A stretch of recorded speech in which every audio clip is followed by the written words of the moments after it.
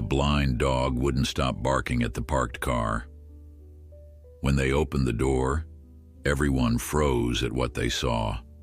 Winston's bark was unlike any other that night, urgent, resonant, echoing across the quiet parking lot behind the old supermarket.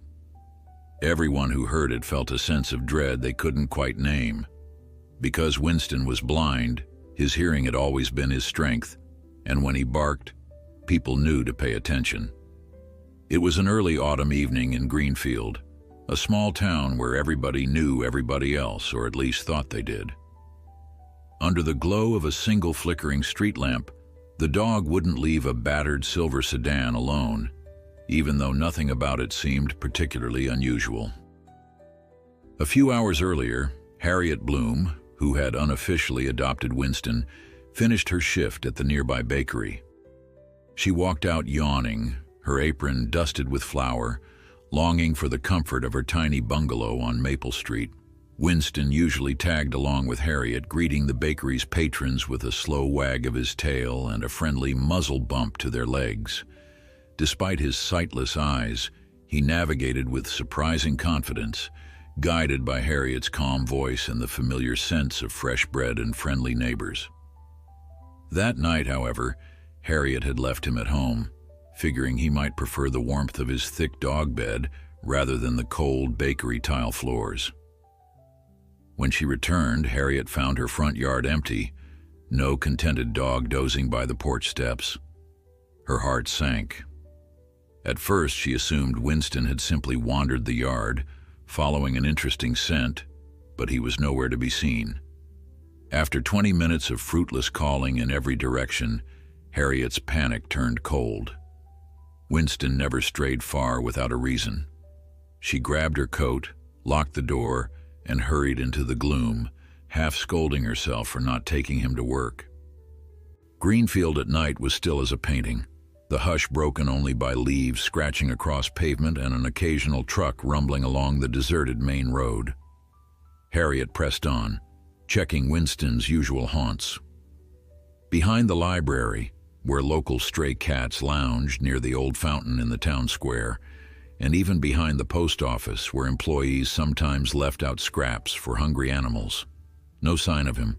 She found herself heading to the rundown parking lot behind Glover's Grocery, an odd choice in many ways. It was practically deserted after sunset.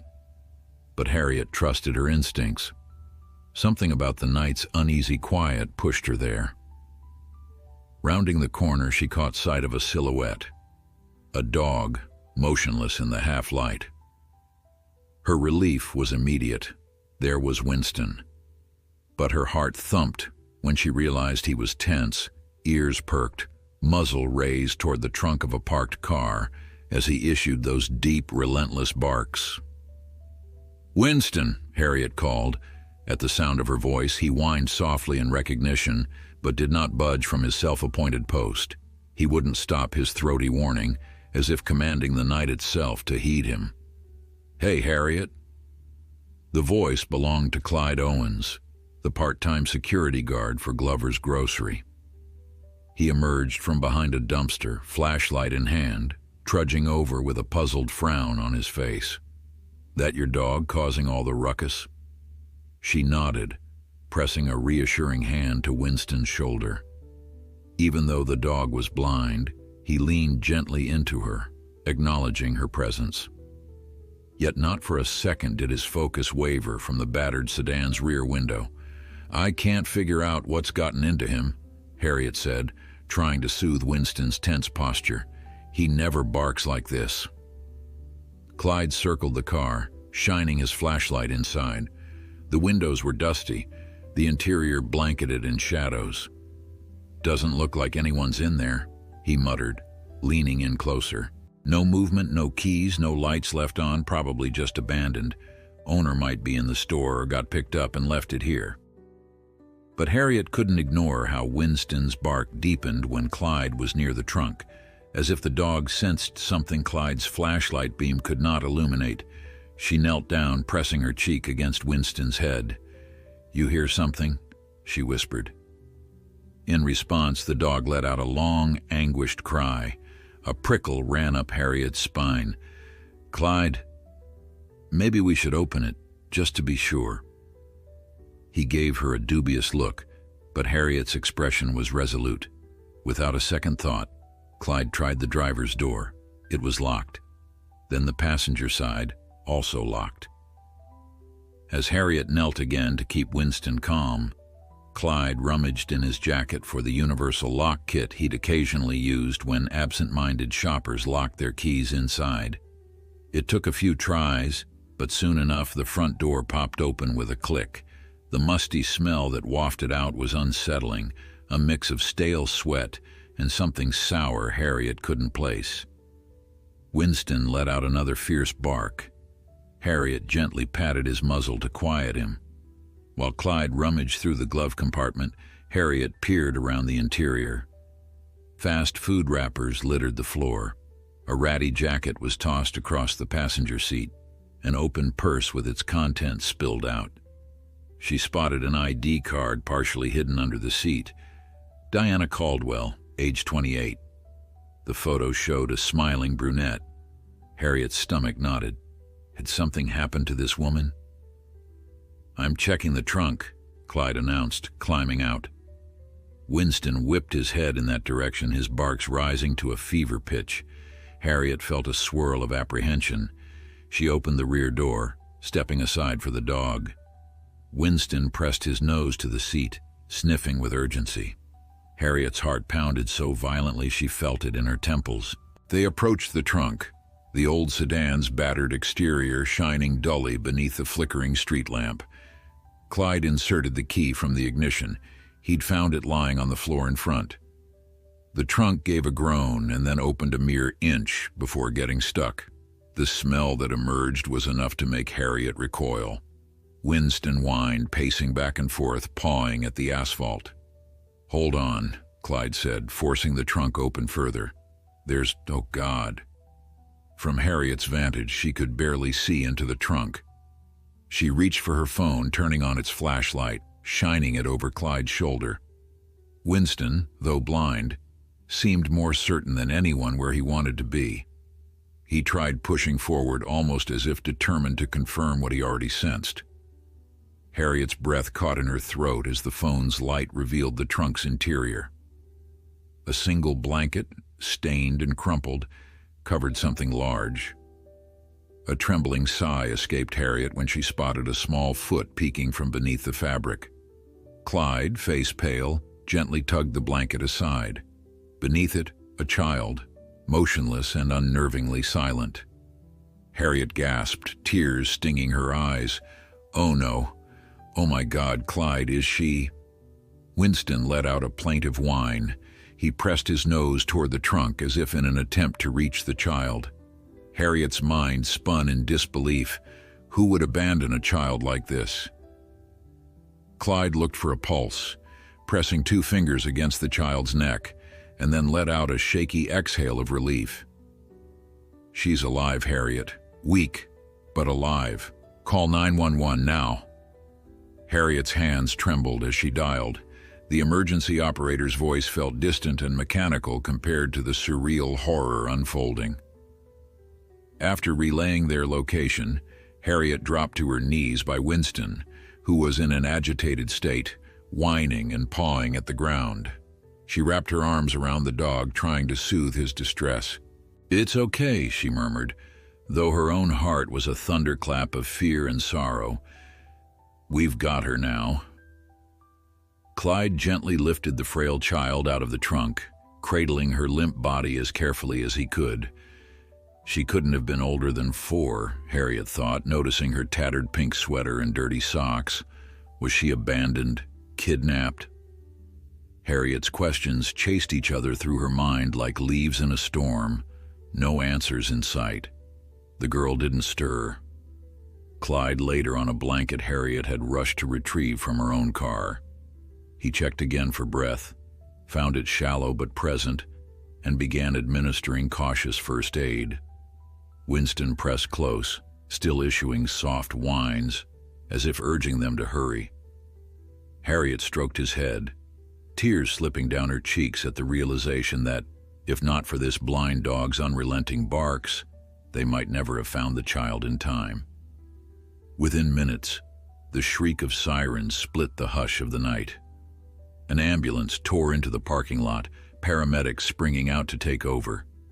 Harriet and Clyde stepped back to give them room. Harriet kept a trembling hand on Winston's collar, grateful for something solid to anchor her. She watched as the professionals worked quickly, checking the child's vitals, fitting her with an oxygen mask. The swirling red and blue lights made the entire scene feel both urgent and surreal. "Has she regained consciousness at all?" asked one of the medics. Harriet shook her head, unable to speak. The medic nodded gravely, exchanging a look with his partner. They lifted the child onto a stretcher, pulling the blanket around her gently. The older paramedic stepped forward, pressing a warm but businesslike hand to Harriet's arm. "Thank you," he said, his voice surprisingly gentle. "You may have just saved her life." "It wasn't me," Harriet whispered hoarsely, glancing at Winston. The dog looked up at the paramedic, sightless eyes hinting at a sense far beyond vision. He knew. "He's the hero here." The paramedic managed a small smile, then hurried after his partner, guiding the stretcher into the ambulance. Harriet and Clyde were left standing by the battered sedan with the trunk still open. For a moment, the only sound was the ambulance driving off into the night, siren fading into the distance. Winston lay on the ground, chest heaving as though he had run miles. Harriet knelt beside him, burying her fingers in his soft fur. She felt an overwhelming wash of gratitude and fear. Gratitude that they'd found the child in time. Fear for what might come next. What had happened to that little girl? And why had she been hidden away in such a cruel manner? "If this story has captured your attention," Harriet murmured, her voice wavering as she tried to steady herself, "please stay with us. Something tells me we're only at the beginning of a mystery far darker than any of us expected." She pressed a gentle kiss to Winston's muzzle, tears still brimming in her eyes. Behind them, the battered sedan stood as a silent testament to unspoken horrors.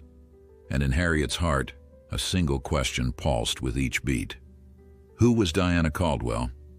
And how had this child ended up here, on the brink of tragedy, inside a lonely parked car that only a blind dog had recognized as a vessel of devastation?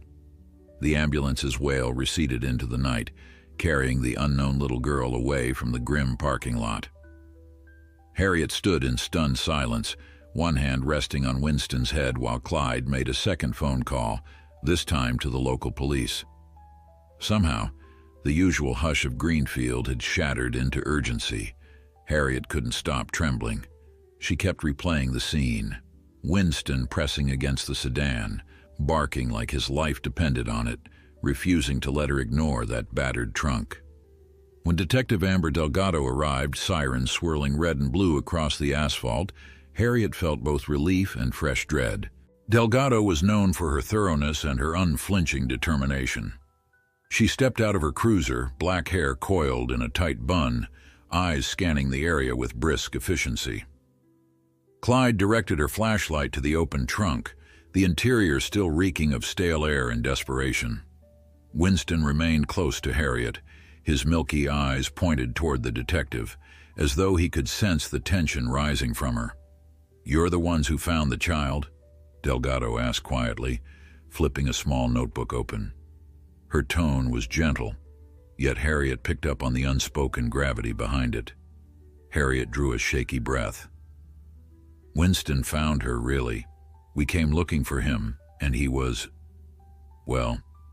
determined to get someone's attention. I never expected." Clyde cleared his throat, stepping in. "I'm Clyde Owens, part-time security here. I can vouch for Harriet. She had nothing to do with this, obviously. She was the one who insisted we open the trunk." Delgado nodded. "I believe you, but I need details, step by step, from the moment you found the dog to when you opened the trunk. This is serious." Harriet recounted everything she could remember, each detail etched into her mind. Winston's anxious pacing, the moment Clyde forced the door, the discovery of the child's tiny foot under that dirty blanket. Even recalling it felt surreal. After Harriet finished, Delgado scribbled notes, then sighed, glancing at the ID Harriet had handed over. Diana Caldwell. Diana Caldwell, the detective murmured. We'll run this name. Maybe the child belongs to her, but I won't assume anything. Did either of you see anyone else lurking around? Strange cars? People leaving in a hurry? Harriet and Clyde exchanged looks. No one, Clyde said. Parking lot was empty. This place usually clears out fast after dark. Delgado tucked the ID into an evidence bag. Then, shining her flashlight, she examined the back seat, rummaging for anything Harriet and Clyde might have missed. Receipts, stray documents, or footprints. There was a stained jacket on the passenger seat, pockets turned inside out, but no phone or wallet. Tension deepened the lines around Delgado's eyes. It's never just a coincidence, she said softly. Someone left that child here. The question is why? Winston let out a low whine, stepping forward as if trying to help. Detective Delgado crouched to pet him, apparently oblivious to his blindness, until she noticed how he didn't orient himself visually toward her. She seemed momentarily taken aback. Blind dog, huh? Must have incredible hearing to figure out a child was back there. He's always been different, Harriet said, tears threatening once again. Found him after a storm a few years ago. He was injured, half-starved, but wouldn't let me leave him behind. Took me weeks to earn his trust. Delgado straightened. Well, I'd say he repaid you tonight. Listen, Harriet, Clyde, we'll need you both to come by the station soon for formal statements. Meanwhile, I suggest you get home. It's been a long night. Harriet wasn't sure how she'd manage any sleep, but nodded numbly. As the detective walked back to her car to call for a tow and process the sedan as a crime scene, Harriet looked at Winston, whose ears twitched toward the trunk even though the paramedics and the child were gone. Come on, she said gently, guiding him away. Let's get you home. The next morning found Harriet slumped in a stiff plastic chair at Greenfield Memorial Hospital. The moment she'd woken, she grabbed a taxi, Winston at her side, and headed straight there, desperate for news of the girl they'd rescued. She was met by a sympathetic nurse who frowned at Harriet's request for an update. Are you family? The nurse asked, scanning her chart. Harriet's heart twisted. No, but I was the one who found her. Please, is she all right? Word traveled quickly in a small town. After Harriet explained enough to confirm she was the one who saved the child, the nurse softened. She's stable but still unconscious. Doctors say she's severely dehydrated. No sign of external injuries aside from minor bruises. They've placed her in pediatric ICU until she wakes up. No official name on file yet. Harriet exhaled slowly, relieved the child was alive. Winston lay curled by her feet, nose resting on his paws. The staff had been lenient in letting the dog remain, given the extraordinary circumstances. Harriet had explained as best she could that the girl's survival was largely thanks to him. Perhaps curious, perhaps simply moved by Harriet's anxious sincerity, they allowed Winston in the waiting area, cautioning Harriet to keep him close. Minutes turned into hours with no new information. Harriet fielded calls from concerned friends who had heard rumors about a child in a trunk, from Clyde confirming his own statement at the station, and from Detective Delgado, who invited Harriet to see any new leads they discovered. But Harriet's focus remained on the child behind those white double doors, silent except for the beep of monitors. She found herself stroking Winston's ears, remembering how relentless he'd been the night before. Was it purely instinct, or had he sensed the child's fear? Harriet believed it was more than chance. Detective Delgado arrived just after noon, stepping briskly into the waiting room. Her expression was a mix of fatigue and determination. "Harriet, didn't expect to find you here, but I should have guessed." She gestured for Harriet to step outside, away from the chairs and the curious glances of other visitors. Winston followed, occasionally bumping Harriet's leg for guidance. Out in the corridor, Delgado exhaled. "We ran Diana Caldwell's name. No official address in Greenfield. She's a 28-year-old from 2 counties over. Family reported her missing 3 weeks ago." A chill ran through Harriet. "You think she's connected to the child?" Delgado's eyes flicked to Winston, who sat quietly, listening as though he understood every word. "Could be a mother or an acquaintance. We don't know. The license plates were stolen, so the car's real owner is untraceable for now. But if Caldwell's ID was in that sedan, we can't ignore it." Harriet gripped her elbows, mind racing. "She's missing, and now there's a child left to die in a trunk. Did you find any sign of foul play?" Delgado's silence answered more than words. After a pause, she said, "We found dried bloodstains in the trunk, separate from what might be on that blanket. Enough to worry us that something else happened. We'll run DNA tests, see if it's Caldwell's or someone else's." Harriet closed her eyes, the hospital hallway spinning for a moment. "So this might just be the beginning." "That's what I'm afraid of," Delgado said. "In the meantime, it would help if you recall anything else from the scene.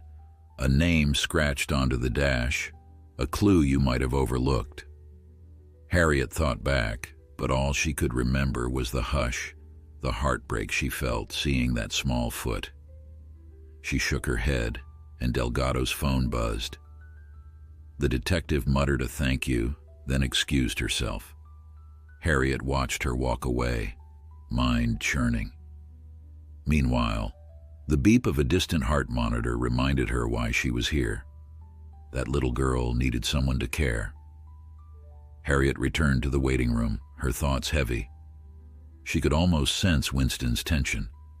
Despite having no vision, he tilted his head every time footsteps approached, as if hoping the next person would share news of the child. Hours wore on. Harriet dozed upright, arms folded, resting her cheek on Winston's broad shoulder. Finally, near evening, a young doctor in scrubs emerged. "Miss Bloom?" He offered Harriet a faint smile. She woke up briefly, still disoriented. "She isn't talking, but at least we have a sign she's recovering." Harriet's relief was overwhelming. She sank back in the chair, hands clasped together.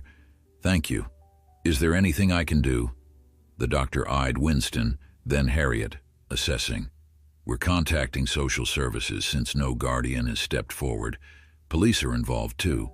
For now, we keep her stable, and hopefully she'll speak when she can. She's frightened, understandably." Harriet nodded, her heart aching for a child lost in a swirl of unknown terrors. If she needs anything, I could stay." Sympathy crossed the doctor's face. "We'll let you know. For tonight, go home, try to rest. We'll keep your number on file." Long after the doctor disappeared, Harriet remained torn about leaving. But reality intruded. She had a job. She had responsibilities. And Winston, who had been her rock, needed rest and routine. With reluctance, she rose, smoothing her skirt, and guided Winston to the hospital exit, aware that nothing about life felt normal anymore. Outside, dusk descended on Greenfield, streetlights flickering to life along the road. Harriet walked slowly, leading Winston with a gentle hand.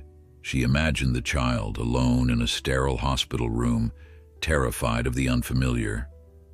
Would she remember Harriet's voice if Harriet visited again?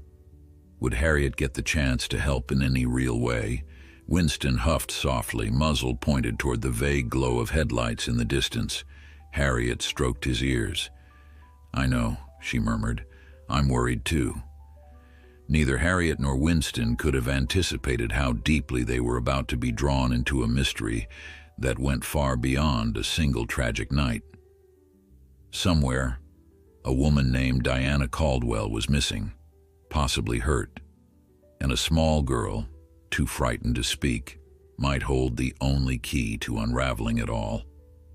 As Harriet trudged toward the nearest bus stop, taxi money spent, mind racing, a sliver of resolve crystallized in her chest.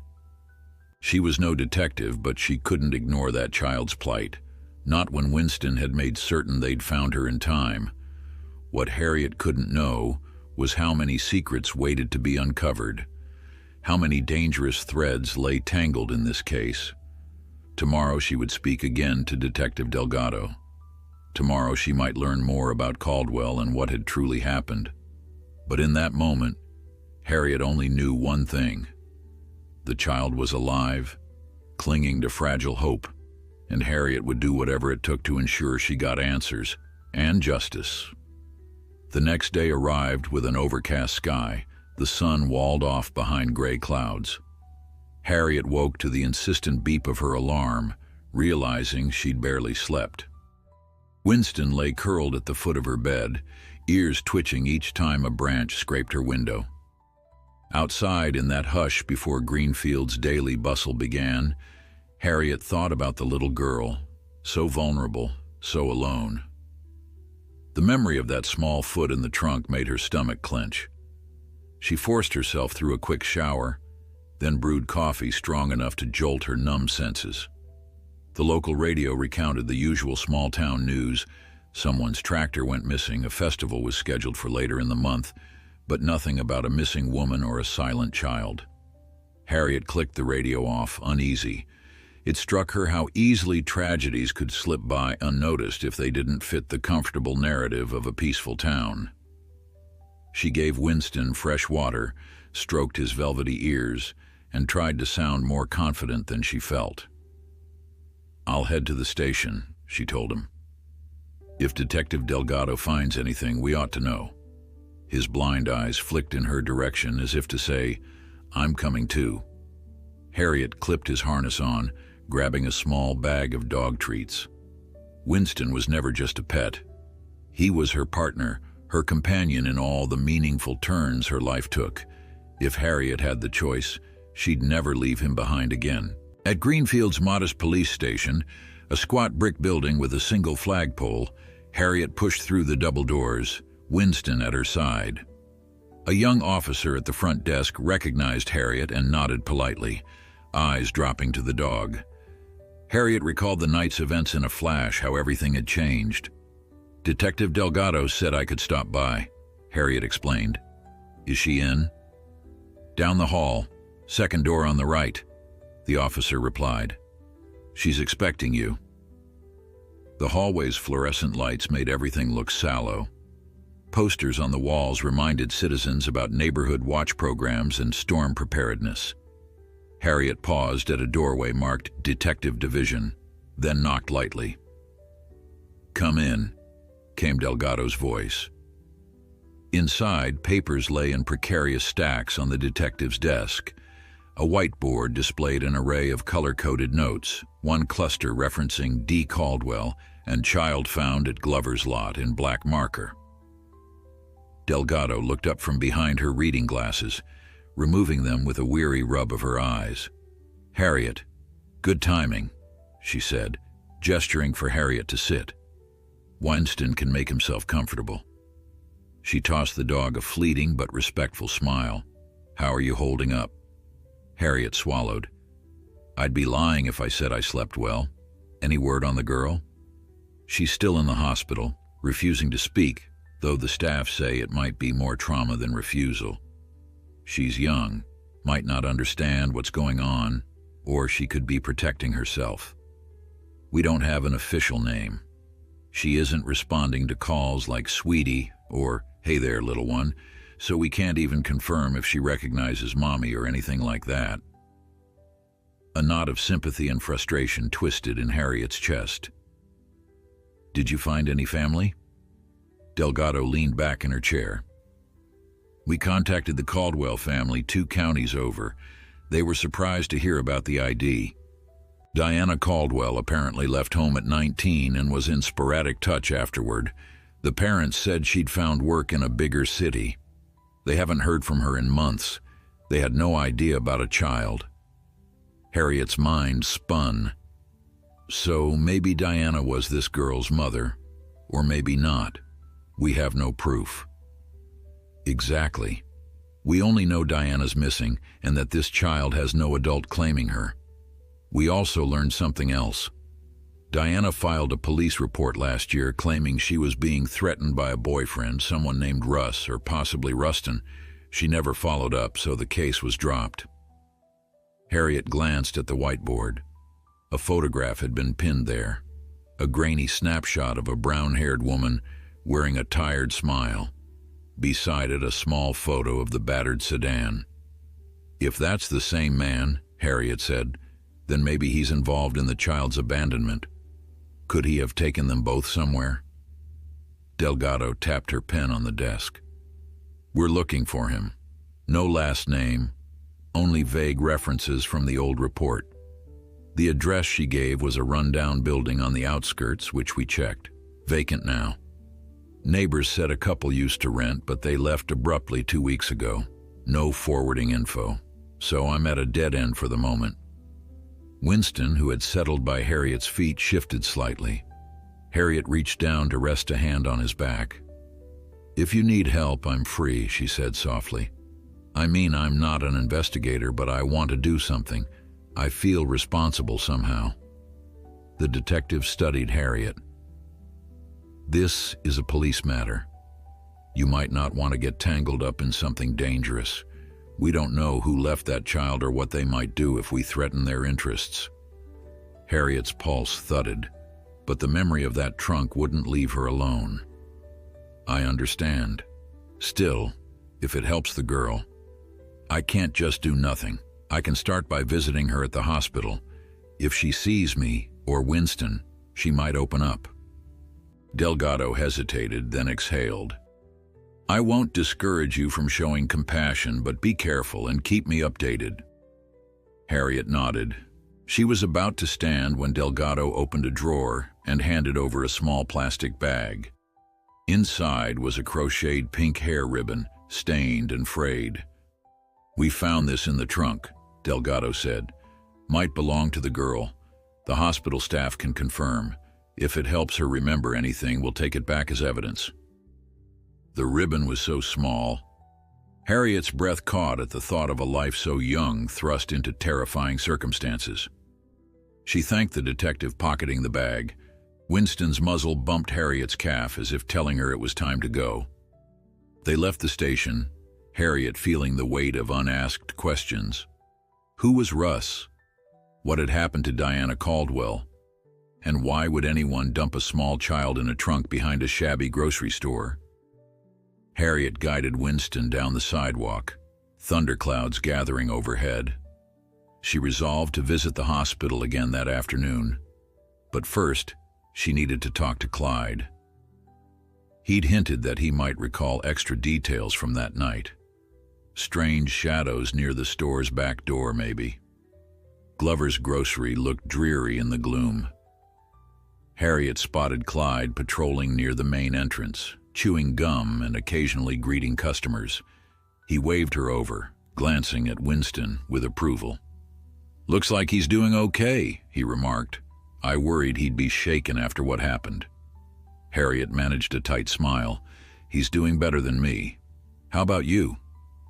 Clyde's expression turned somber. I keep thinking, if I'd done my rounds earlier, maybe I would have seen who abandoned that car. But I was in the break room, sipping coffee. Makes me sick to imagine that child locked in there, waiting. Harriet laid a hand on his arm. You helped save her life. Don't let guilt overshadow that. She paused, lowering her voice. Detective Delgado said you might recall something else from that evening. Did you see anyone at all? He exhaled, thinking carefully. Might be nothing. About an hour before Harriet arrived, I thought I heard a slammed door near the back lot. I figured it was kids messing around because I saw a figure run along the side wall. They hopped into a pickup, I think. Couldn't be sure. It peeled off pretty fast. Didn't catch a license plate, though. I was half asleep. A pickup, Harriet repeated. No color? Clyde shrugged apologetically. Dark, maybe black. Sorry, foggy memory in that lighting. Still, Harriet's pulse stirred. A black pickup might be something Delgado could look for. She thanked Clyde and began the walk home. The drizzle that had threatened all day finally let loose, a cold mist coating Harriet's jacket and beating on Winston's harness. Winston flinched whenever thunder rumbled, but Harriet's presence steadied him. Step by step they hurried, Harriet's thoughts churning.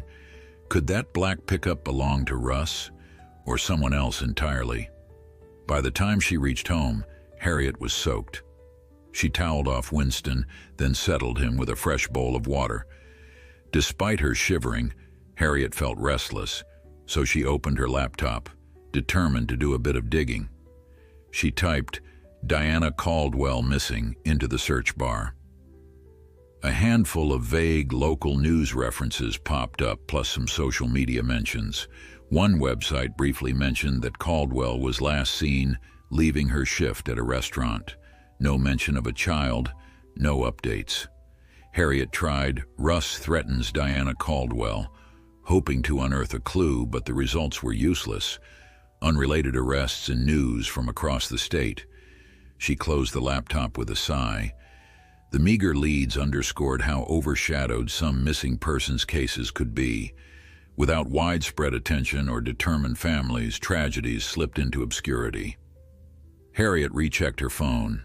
No calls from the hospital. She decided she couldn't wait. She needed to see the child again to confirm that pink ribbon might spark recognition. As dusk approached, Harriet stepped into Greenfield Memorial's pediatric wing.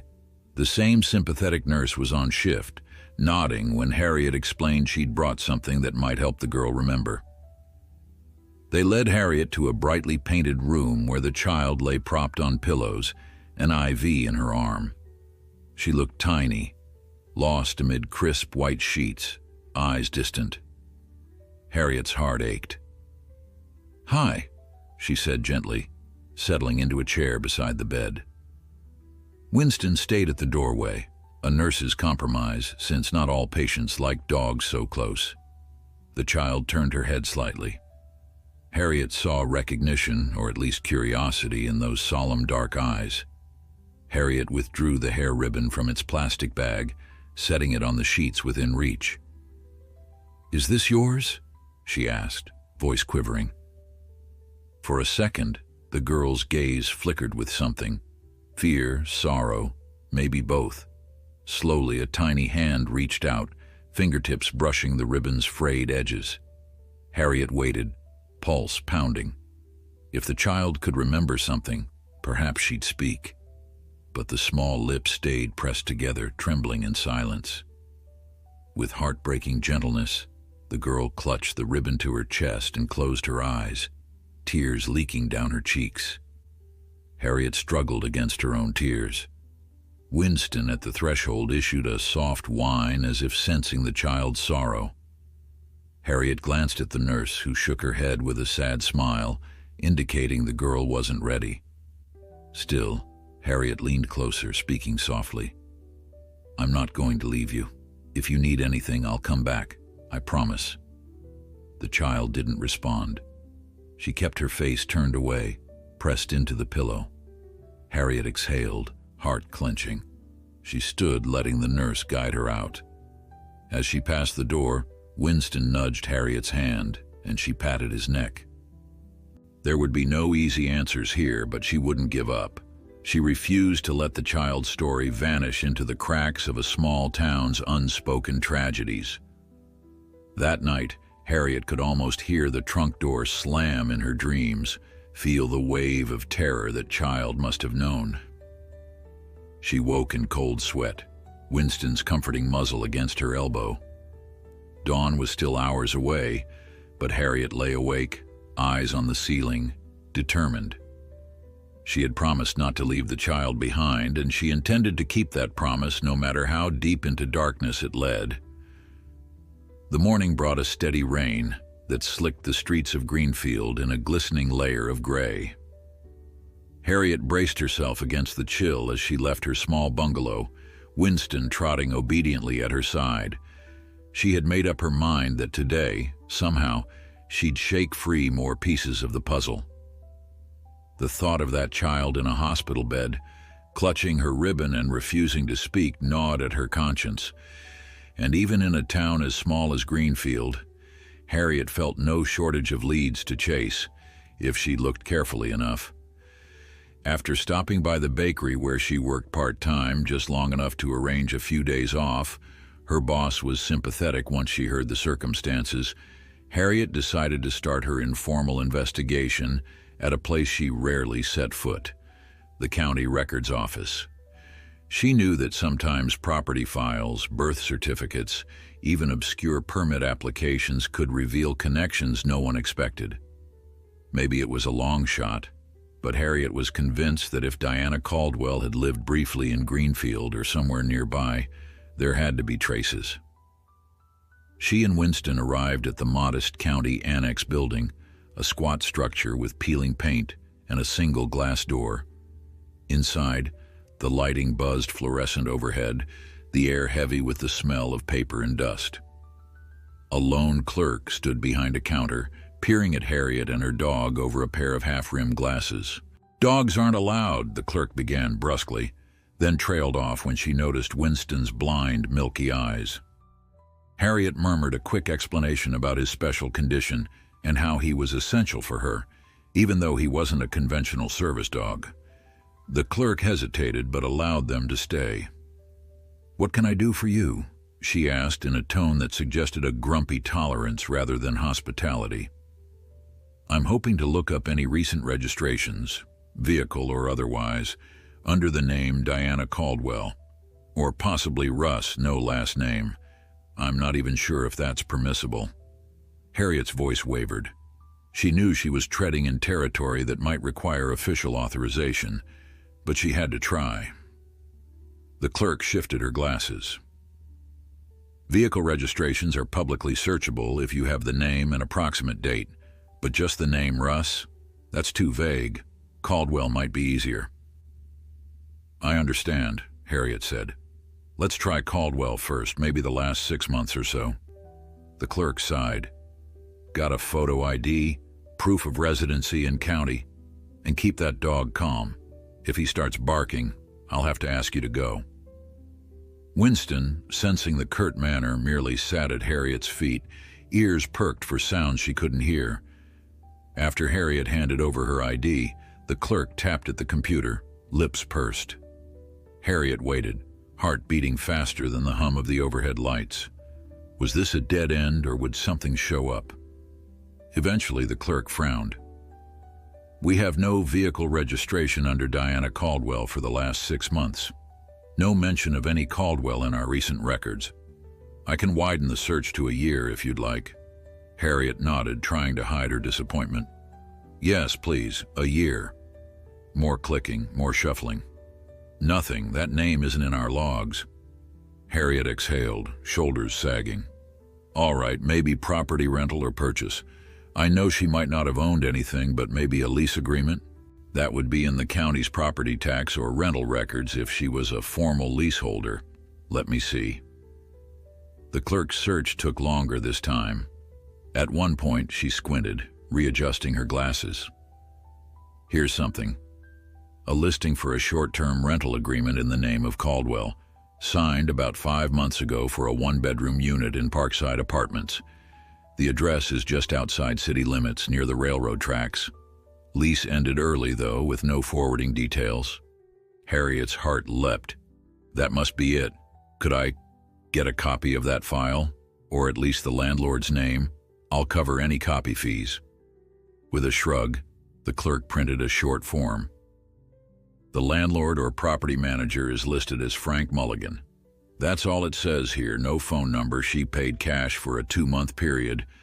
Then the lease ended abruptly. Doesn't say why."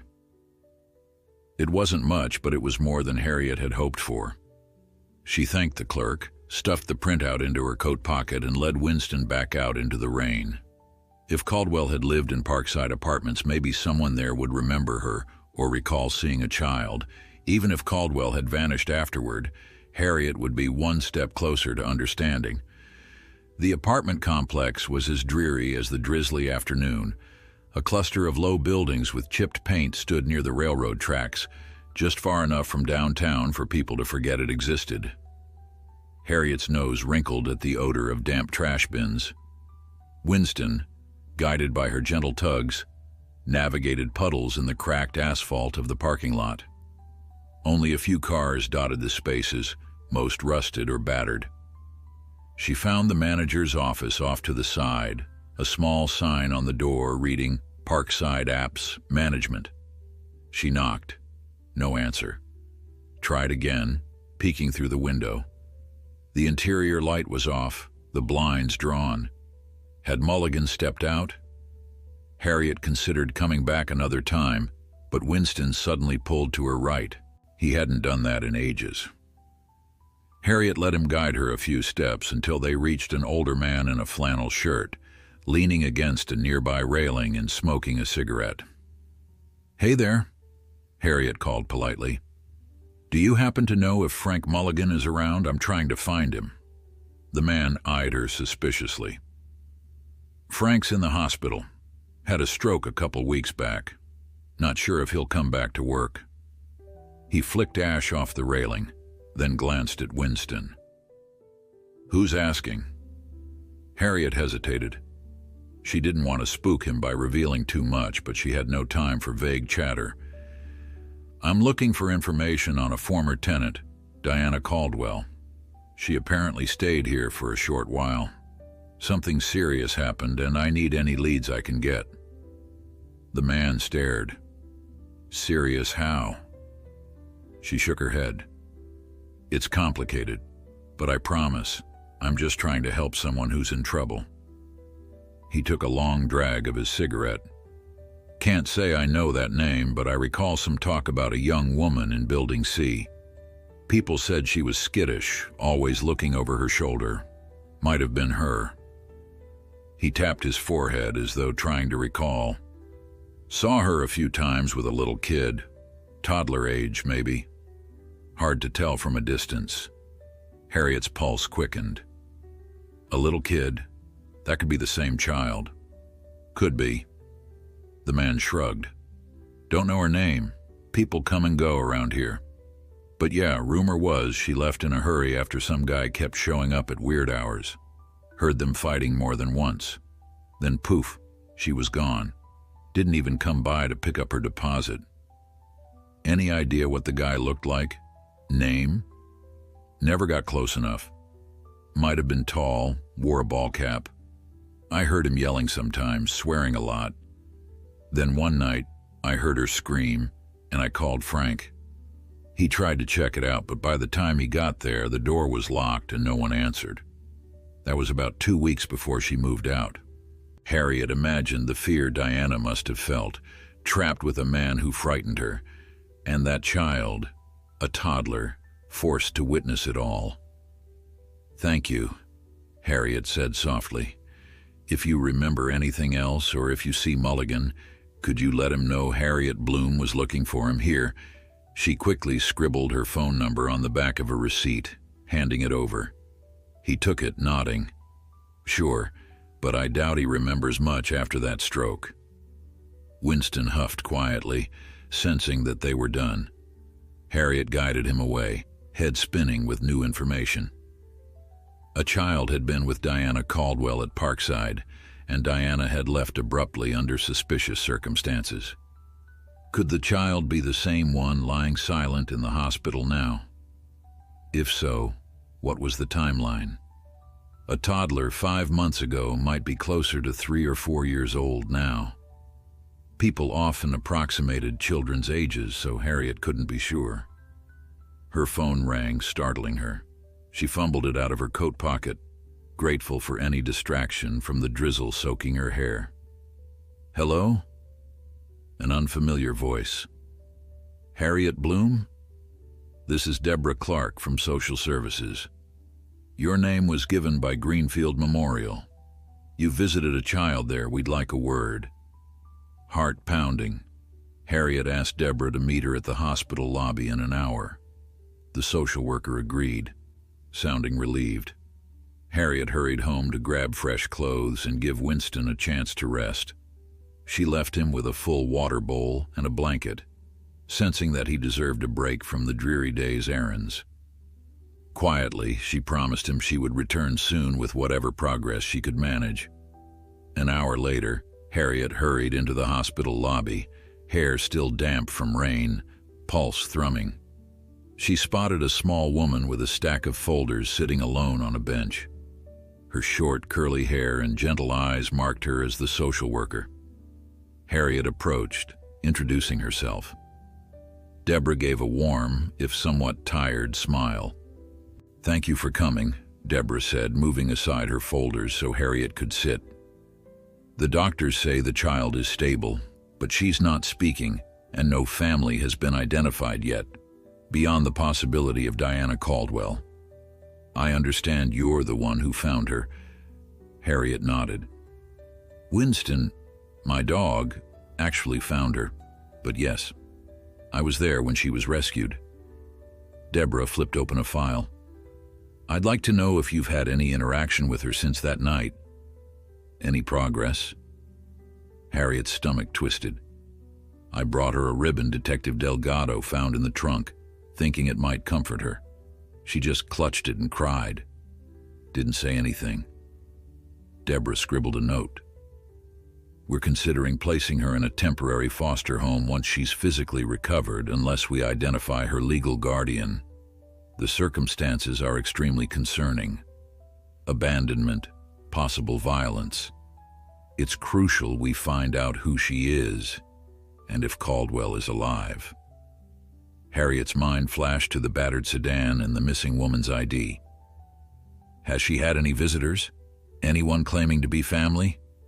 Deborah shook her head, eyes solemn. "None. If you learn anything, please share it. Meanwhile, the doctors said you have a calming influence on her. Maybe you could visit regularly." The offer, though unexpected, gave Harriet a sense of purpose. "I'd like that. I'll do whatever it takes to help." Deborah's posture relaxed in relief. Children in trauma often respond to kindness and stability. Maybe your presence will coax her out of her shell. Harriet accepted Deborah's card, promising to be in touch. As she left, a flicker of resolution flared inside her. She might not have official power, but she could keep showing up. If her voice, or her gentle manner, or even Winston's quiet warmth could chip away at the child's fear, Harriet wouldn't hesitate. A spark of compassion could light the way out of this darkness. Soon enough, Harriet found herself returning to that same pediatric corridor, the faint smell of antiseptic thick in the air. The child's room was quiet, a nightlight glowing beside the bed. Harriet paused at the threshold, heart thumping as she observed the small figure curled up under the sheets. "Hello," Harriet said softly, stepping inside. The girl turned her head slowly. Harriet closed the door behind her, offering a gentle smile. "I don't know your name yet, but that's all right," she whispered. "I just want you to know you're not alone. I'm sorry this happened to you." For the first time, the child opened her eyes fully, meeting Harriet's gaze. They stared at each other for a fragile, silent moment. Harriet's throat tightened as she took a seat. The rain tapped the window, and Harriet realized how it resembled that night, the endless drizzle masking desperate secrets. She reached out carefully, offering her hand. The child didn't move, but her stare remained. Harriet felt, more than saw, the flicker of longing in those eyes. It was as if the girl wanted to reach back but remained shackled by fear. Yet Harriet refused to withdraw. She could wait all day or all night if that's what it took. Minutes stretched in that quiet vigil. Outside, rain pattered, the world carrying on. Inside, Harriet's heart pounded with a fierce promise. No matter what secrets lay buried in the trunk of that sedan, no matter how Diana Caldwell and the menacing figure called Russ tied into this, she would do her best to keep this child safe. If a blind dog could find hope in the darkness, so could a little girl waiting for someone to pull her out of the shadows. 2 days after Harriet's quiet vigil by the child's hospital bed, Detective Delgado called her unexpectedly. The detective's tone, crackling over Harriet's phone, carried a new urgency. "Harriet, I need you and Winston to come to the station. There's someone I want you to meet." Harriet's pulse flickered with nervous curiosity. Was it a relative of the child, a new witness? She quickly agreed, and after leashing Winston, half-jogged the few blocks to the station. The rain had stopped, but puddles still shimmered on the sidewalks, and the air hung heavy with the scent of damp leaves. Inside the station's small lobby, Delgado waited, her arms folded. Next to her stood a lanky man in a worn ball cap, shoulders tense like he would bolt if anyone looked at him the wrong way. He was perhaps in his mid-30s, dressed in well-worn jeans and a jacket too light for the chilly weather. Winston, sensing Harriet's own tension, stuck close to her side. "Harriet," Delgado said, nodding. "This is Cyrus Ainsworth. He's a long-haul trucker passing through Greenfield. Thinks he might have seen Diana Caldwell, or at least someone who fits her description, around the time she vanished." Harriet's heart lurched. She offered a polite greeting, and Cyrus cleared his throat, averting his gaze from Winston's cloudy eyes, as if unsure what to make of the blind dog. "I'm not certain it's her," he began, voice low and uneven. "But I recognize the name from a flyer in a diner. When I saw her picture, I thought, that's the woman I picked up on the highway weeks back." Delgado gestured Harriet toward a corner of the lobby, where a couple of mismatched chairs were. "Go ahead, Cyrus, tell us everything you can from the top." He sank into one of the chairs, fiddling with the brim of his cap. "I was on a run from here to the next county. It was late. I saw a woman walking along the shoulder, no coat on, looking real out of place. Stopped to see if she needed help. She got in, but she seemed jumpy, like she thought someone was chasing her. She told me her name was Diana, but not much else. Kept looking behind us, ducking whenever headlights appeared. Harriet felt a surge of empathy, imagining a terrified Diana on a dark highway. "Did she mention anything about a child?" Cyrus swallowed, glancing at Delgado. "Not at first, but halfway down the road she started crying. Said she'd made a big mistake, that she had to get back to her daughter. I asked if she was hurt, if I should take her to a hospital or the police. She just shook her head." Harriet's chest tightened. So she admitted she had a daughter, but not where she was? "No," Cyrus said quietly. "She wouldn't explain, only that she'd left the kid to keep her safe. I asked who she was afraid of. She wouldn't say. Then her phone started vibrating like crazy. She checked it once, cussed under her breath, and asked if I could let her out near an old motel. I told her it was a bad area, but she insisted. The old motel." Harriet pictured the run-down strip of rooms near the interstate, known for shady dealings and transient guests. "Did you drop her off there?" "Yeah," Cyrus continued, voice hoarse. "She looked so desperate. I offered her money or to wait while she checked in, but she said no.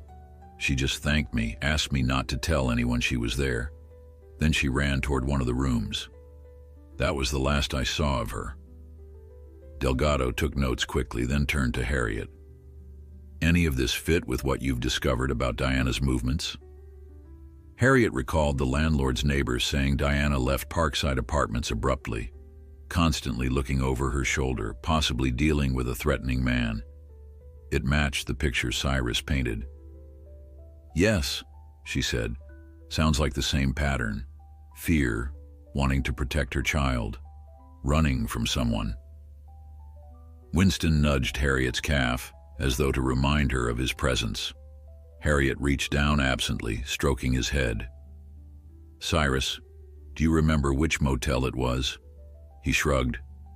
Might have been the Crescent Pine Motor Lodge. It's right off Highway 22 near mile marker 14. I'm not from here, so I'm not 100%. But it had this flickering neon sign. Hard to forget. Harriet recognized the description. She glanced at Detective Delgado, who nodded in grim understanding.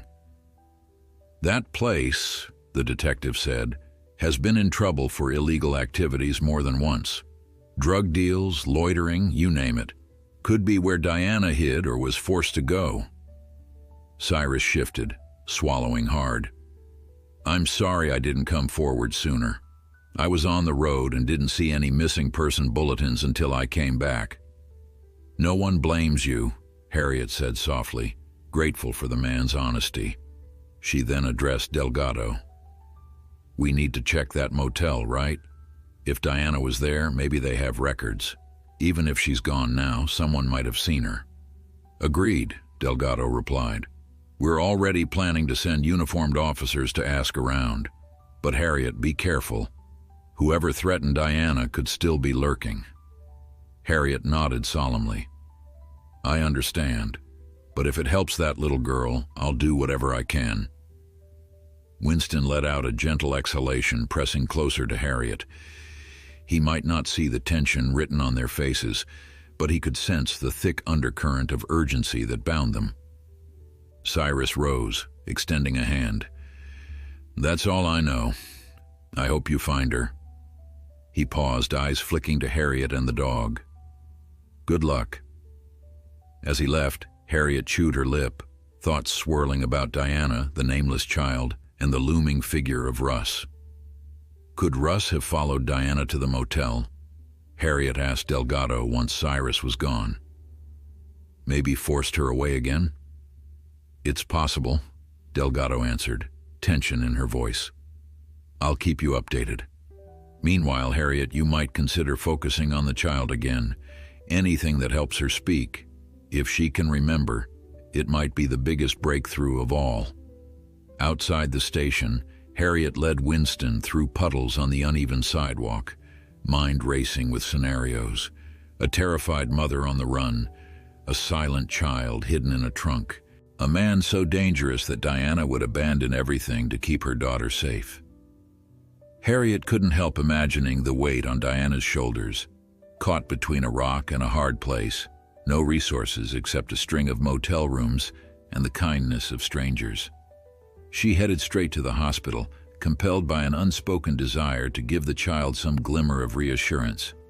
Inside the pediatric wing, Harriet's heart clenched upon finding the bed empty, its sheets freshly made. Panic rose until she spotted the same nurse from before. Is she? Harriet asked breathlessly. It's okay, the nurse said gently.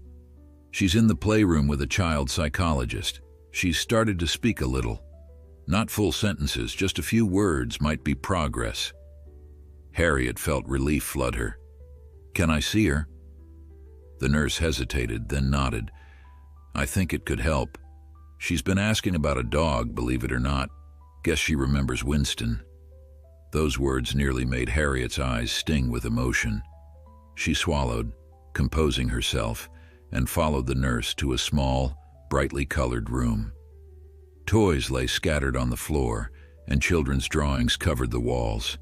Seated in a corner near a shelf of stuffed animals was the child, dressed in a simple t-shirt and soft pants. A young therapist in a gray cardigan sat on the floor across from her, hands folded calmly. Harriet paused just inside the doorway. The girl glanced up, eyes flicking with a spark of recognition. Harriet thought she saw relief in that wide-eyed stare. Hello, Harriet said softly, kneeling down so as not to tower over her. It's me, Harriet. You might remember Winston. He's not with me today, but he misses you. The child stared. Then in a voice so faint Harriet almost doubted she heard it, she said, Dog. Harriet's heart pounded with cautious excitement. Yes, that's right, she encouraged. The dog found you. He helped us bring you to safety. The therapist quietly noted something on a small pad, then addressed the girl. Sweetheart, do you want to tell Harriet your name? We've been practicing. For a moment, the girl's expression wavered between fear and longing. Then she parted her lips. Leah. Harriet's eyes glistened. The child finally had a name. Leah, she repeated as gently as she could. That's a beautiful name. Leah clutched a stuffed elephant, knuckles whitening. Harriet ventured closer, sitting cross-legged on the floor. I'm happy you're feeling a bit better. She lowered her voice to a hush. Do you remember your mommy? Leah's mouth trembled, tears pooling in her eyes. The therapist laid a comforting hand on the girl's back, and Harriet felt a stab of guilt. Maybe that question was too soon, too direct. Yet Leah nodded, a single nervous bob of her head. Mommy, she whispered, hugging the elephant tighter. Mommy left. Said she'd come back, but she didn't. Fresh pain flooded Harriet's chest.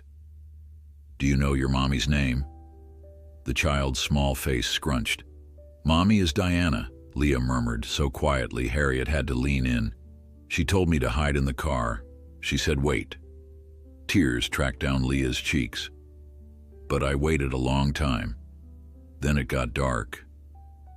Harriet exchanged a meaningful look with the therapist, both recognizing how vital this confession was. Do you remember anything about the car? Harriet asked gently. How you got in the trunk? Leah shook her head in confusion, as if the memory swirled in shadows. Then she whispered, Bad man was coming. Harriet's throat went tight. The bad man had to be Russ or someone like him. Whatever happened that night, Diana must have been desperate enough to hide Leah, hoping to return before the worst happened, but something had gone terribly wrong. The therapist gently interjected, That's enough for now, Harriet. We don't want to overwhelm her. Harriet nodded, respecting the boundary. Of course. She turned back to Leah, voice soft. I'm so sorry, sweetie, but you're safe now, I promise. The girl looked at Harriet with a plea in her eyes, one Harriet read as, Find my mom, help me. I'll do everything I can, Harriet whispered, giving Leah's hand a small squeeze. Outside the playroom, Harriet pressed her back against the wall, processing the flood of information. Leah was Diana's daughter, so Diana had hidden her child in the sedan's trunk, presumably to protect her, an act that nearly spelled disaster. Now Harriet understood the terror that drove Diana's every move, but had that bad man intercepted Diana, or forced her to disappear? With Leah's name revealed, Harriet felt a renewed sense of urgency. Detective Delgado would need this information, as would social services, but Harriet resolved not to lose sight of her goal. She had to find Diana. The puzzle pieces were slowly forming a picture, one of desperation, fear, and a mother's love pitted against someone dangerous. It was no longer a vague tragedy in Harriet's mind. It was heartbreakingly real, with a little girl begging for her missing mother. Stepping into the hallway, Harriet reached for her phone. Her hand trembled. She closed her eyes, letting out a shaky breath. The rhythm of her heart echoed in her ears, matching the silent chant she kept repeating. We'll find Diana. We have to. Harriet slid her phone from her pocket as soon as she was far enough from the pediatric wing not to disturb anyone. Her hands trembled with the urge to do something, anything. She called Detective Delgado and, upon hearing the detective's brisk hello, relayed Leah's revelation in a rush. Her name's Leah. She confirmed Diana is her mother. She mentioned a bad man. Harriet swallowed. It matches everything we suspected. A pause crackled on the line. Thank you, Harriet, Delgado said, voice softening briefly. That helps. We'll update social services.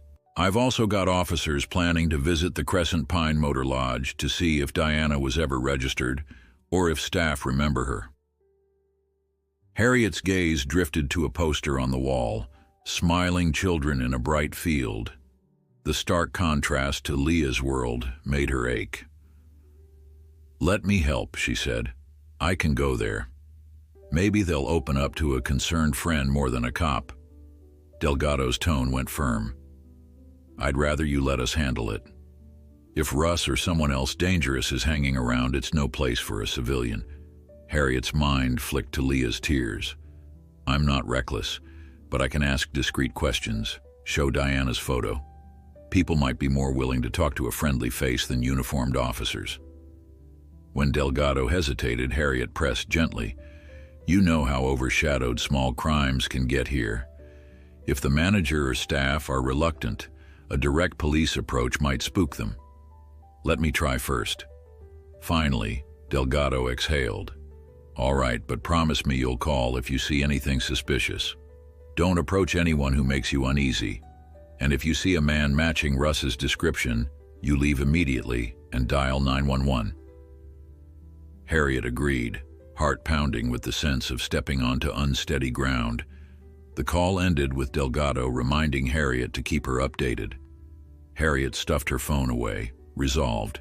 She had a direction now, a possible place to find answers about Diana's whereabouts. If that motor lodge was the last place Diana stayed, maybe the staff had glimpsed her final hours in town before everything went wrong.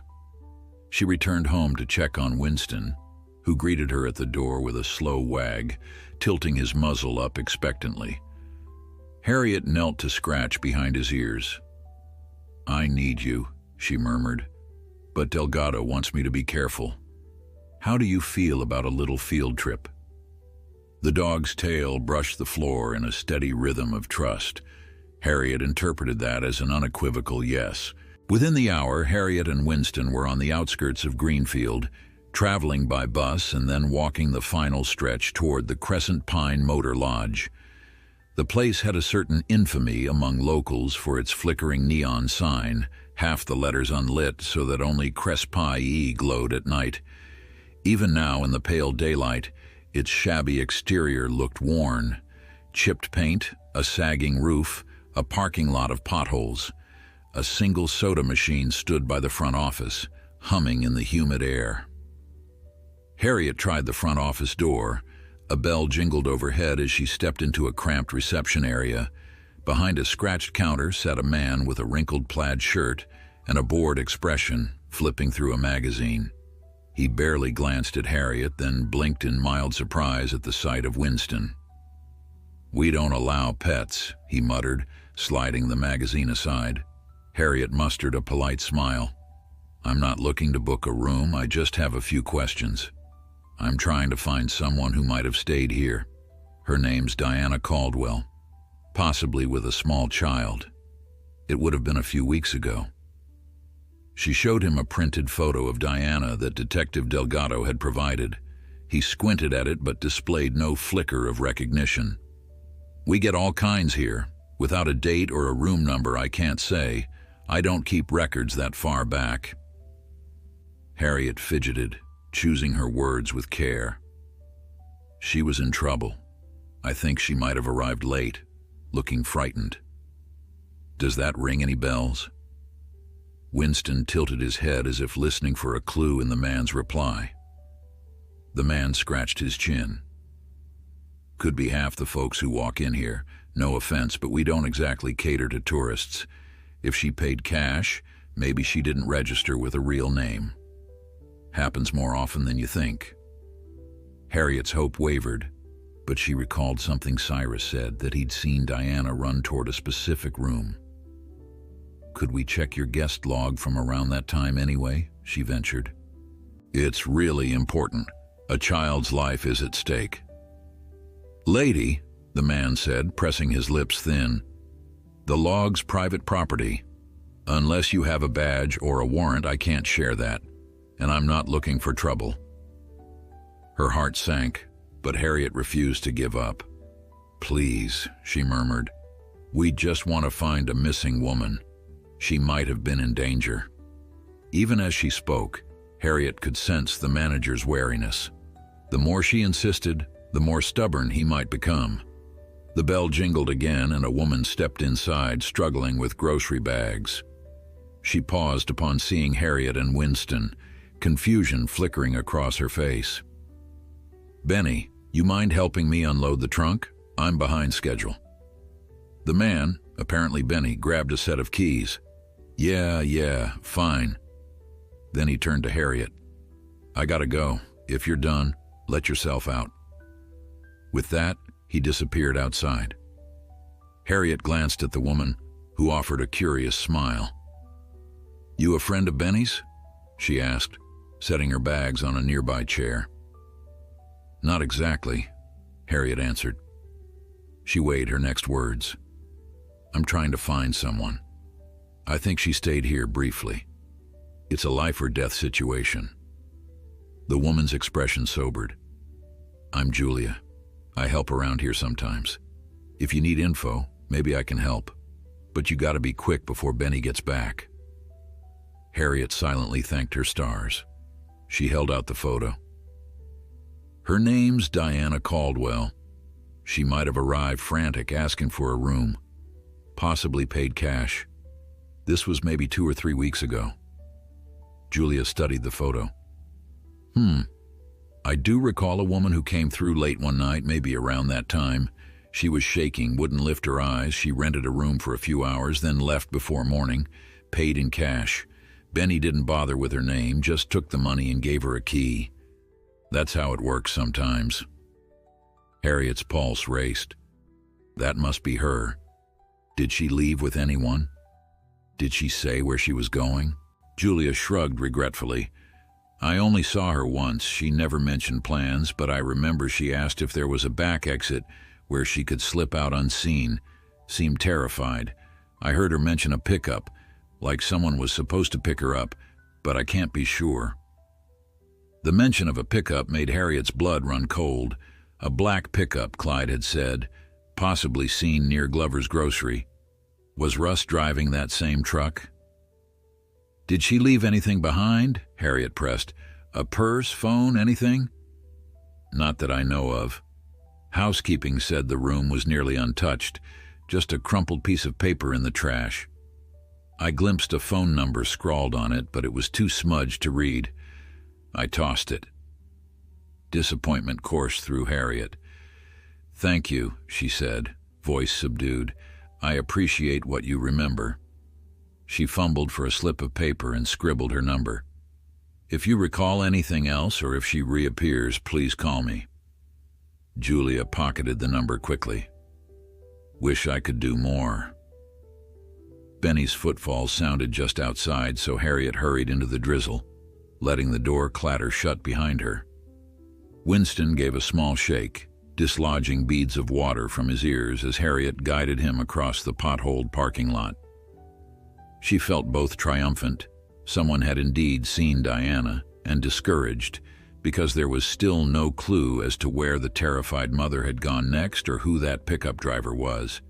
The only consistent detail was that Diana was always running, always hiding from a looming threat. As she approached the main road, Harriet pulled out her phone. The impulse to call Delgado was strong, but Harriet held back, deciding to compile everything she'd learned so far. Leah's name, the confirmation that Diana was on the run, the pickup rumored to belong to a menacing figure. Harriet also recalled that Russ was the name on Diana's old police report. If he was behind the wheel of that truck, then Harriet knew only one thing for certain. If he found Diana once, he could do it again.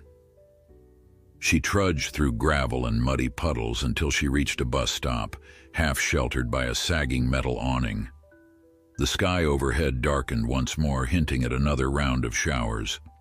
Harriet replayed Julia's words. She rented a room for a few hours, then left before morning, asking for a back exit. That spoke volumes about Diana's desperation. Harriet pictured Diana calling or messaging someone for help, only to meet them in the middle of the night. Could it be that Diana arranged a friend's assistance, or had Russ coerced her? Harriet's imagination spun bleak scenarios.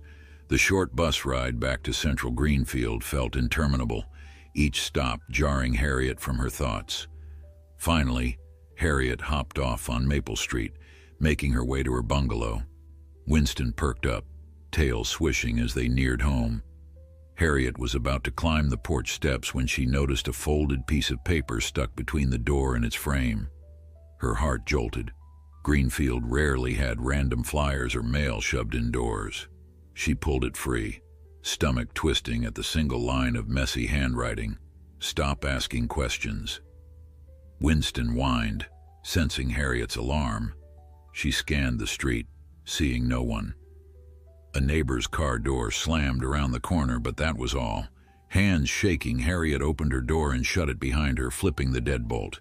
The note bore no signature, just those 3 words. She reread them, anger and fear colliding in her chest.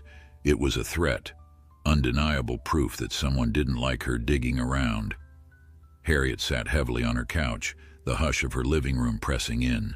She gently touched Winston's head. "Looks like we stirred up the hornet's nest," she whispered, voice trembling.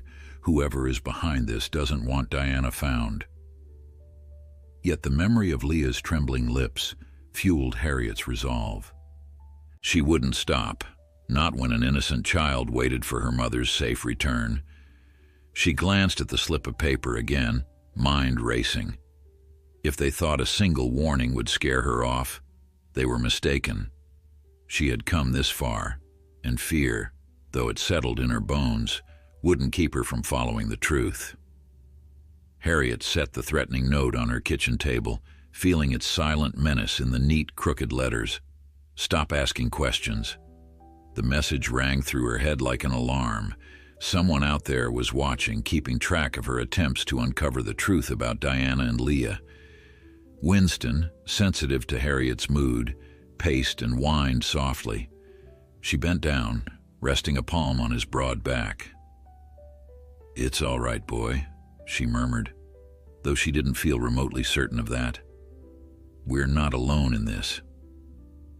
She thought instantly of Detective Delgado. Should she call the detective? Show her the note? Part of Harriet wanted to keep it secret. No need to draw more trouble. But another part of her understood the seriousness of the threat. Delgado needed to know about this. Her hand trembled as she dialed. She pictured Leah's earnest, frightened eyes and felt her own resolve tighten. Stopping now would betray that little girl's fragile trust. Delgado picked up after 2 rings. "Harriet," she said. Her voice held the kind of weariness that came from long days of investigative dead ends. "Any updates?" Harriet swallowed. "Yes, but it's not good news. I got a warning note at my door. Someone wants me to back off." She described what it said, how she'd found it wedged beneath the door. A heavy pause. Then Delgado's voice grew tense. "I had a feeling. Are you okay?" Harriet exhaled shakily. "Yes, just shaken. Look, I'm not stopping.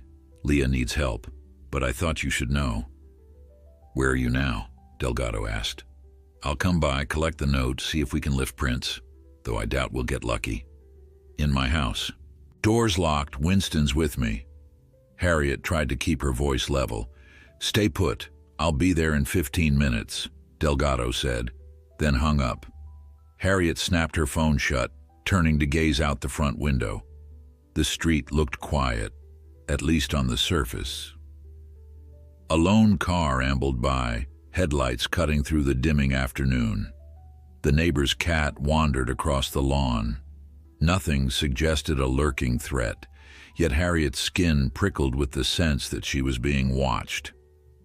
Keeping Winston close, Harriet busied herself by making 2 cups of coffee, one for herself, one for Delgado. She could already envision the detective in her doorway, scanning for evidence. Harriet wondered whether these threats pointed directly to Russ. If he truly was the bad man Leah described, maybe he or his associates had followed Harriet from the motel or overheard her talking to Julia. A million possibilities rushed through Harriet's mind. Sure enough, Delgado arrived in record time. Harriet opened the door to find the detective in her plain clothes, slacks, a rumpled jacket, looking grim but determined. "All right," Delgado said briskly, stepping inside. "Let's see the note." Harriet guided Delgado to the kitchen. The detective drew on a pair of latex gloves from her coat pocket, lifting the slip of paper carefully. "Stop asking questions," she read aloud, a slight edge creeping into her tone. "Printed, not cursive. Hard to identify handwriting. We'll try for prints, but it's likely the person wore gloves." Winston sniffed the air, then whined as Delgado set the note in a clear evidence bag. "Tough guy leaving anonymous messages for an unarmed civilian," Delgado muttered, half to herself. "All right, Harriet, I know you said you're not going to back off, but we need to be smart. Whoever wrote this is not bluffing, or else they wouldn't escalate to direct threats." Harriet sipped her coffee, more for comfort than taste. "I can't quit. Leah finally told me her name, that Diana is her mom. You and I both suspect that the mother's still out there somewhere. If Russ or someone else is holding her..." Delgado set down her own untouched cup. "I agree. But from now on, keep me in the loop for every step. If you want to talk to someone, call me first. If you plan on going anywhere suspicious, I'll have an officer do a drive-by. Understood?" "Understood," Harriet said with a nod, though she hated feeling babysat. Still, she recognized the danger was real. Delgado glanced at Winston, who stood quietly by the table, ears perked. "Let me guess. He won't rest until this is solved either." Harriet managed a faint grin. "Exactly. He's the one who found Leah in the first place. I owe him everything." For the next half hour, Delgado took a formal statement about Harriet's last few days, her trip to Parkside Apartments, the conversation with Julia at the motor lodge, and finding the note.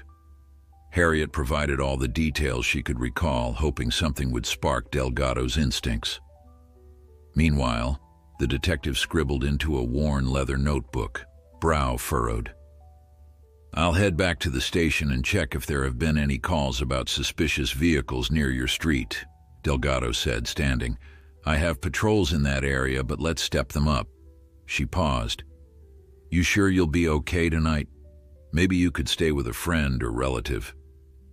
Harriet looked around her humble bungalow, the only real home she'd ever known on her own terms. The thought of leaving it because of a threat felt both prudent and heartbreaking. "I'll be fine," she said quietly. "I'll lock up tight. If I see anything suspicious, I'll call." Delgado gave a reluctant nod, took the evidence bag with the note, and left. Harriet locked the door behind her, then leaned against it with a heavy sigh, hugging Winston's furry neck.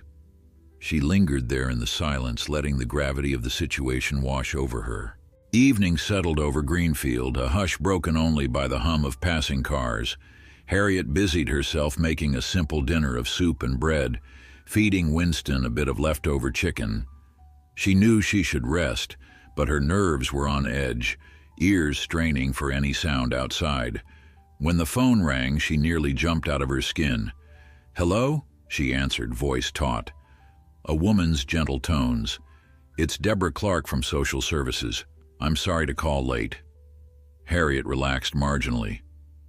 "Oh, hi, it's fine. Did something happen with Leah?" "She's safe," Deborah said quickly, as though reading Harriet's alarm. "No changes there. However, I wanted to discuss the possibility of a temporary placement if no relatives come forward soon. We have one foster family available, but Leah's showing signs of severe anxiety. We worry the transition might be overwhelming." Harriet squeezed her eyes shut, imagining Leah's trembling hands around that stuffed elephant. "Is there anything I can do?" "Well," Deborah hesitated, "you seem to have a calm influence on her. Sometimes we place a child with a trusted adult temporarily, if it's in their best interest. Obviously, there's a process and background checks. But since she's already attached to you," Harriet's heart leapt. "You think she wants to stay with me?" "She asked about you and your dog repeatedly," Deborah admitted. "It's unusual, but not unheard of, at least until we locate her mother or have more permanent arrangements. But don't feel pressured. It's a big responsibility." Harriet's mind raced. Taking Leah in, even short-term, meant rearranging everything. But then again, a child had already been through unimaginable trauma. Harriet's very involvement in this case was because of how strongly she felt about not abandoning Leah to a cold system.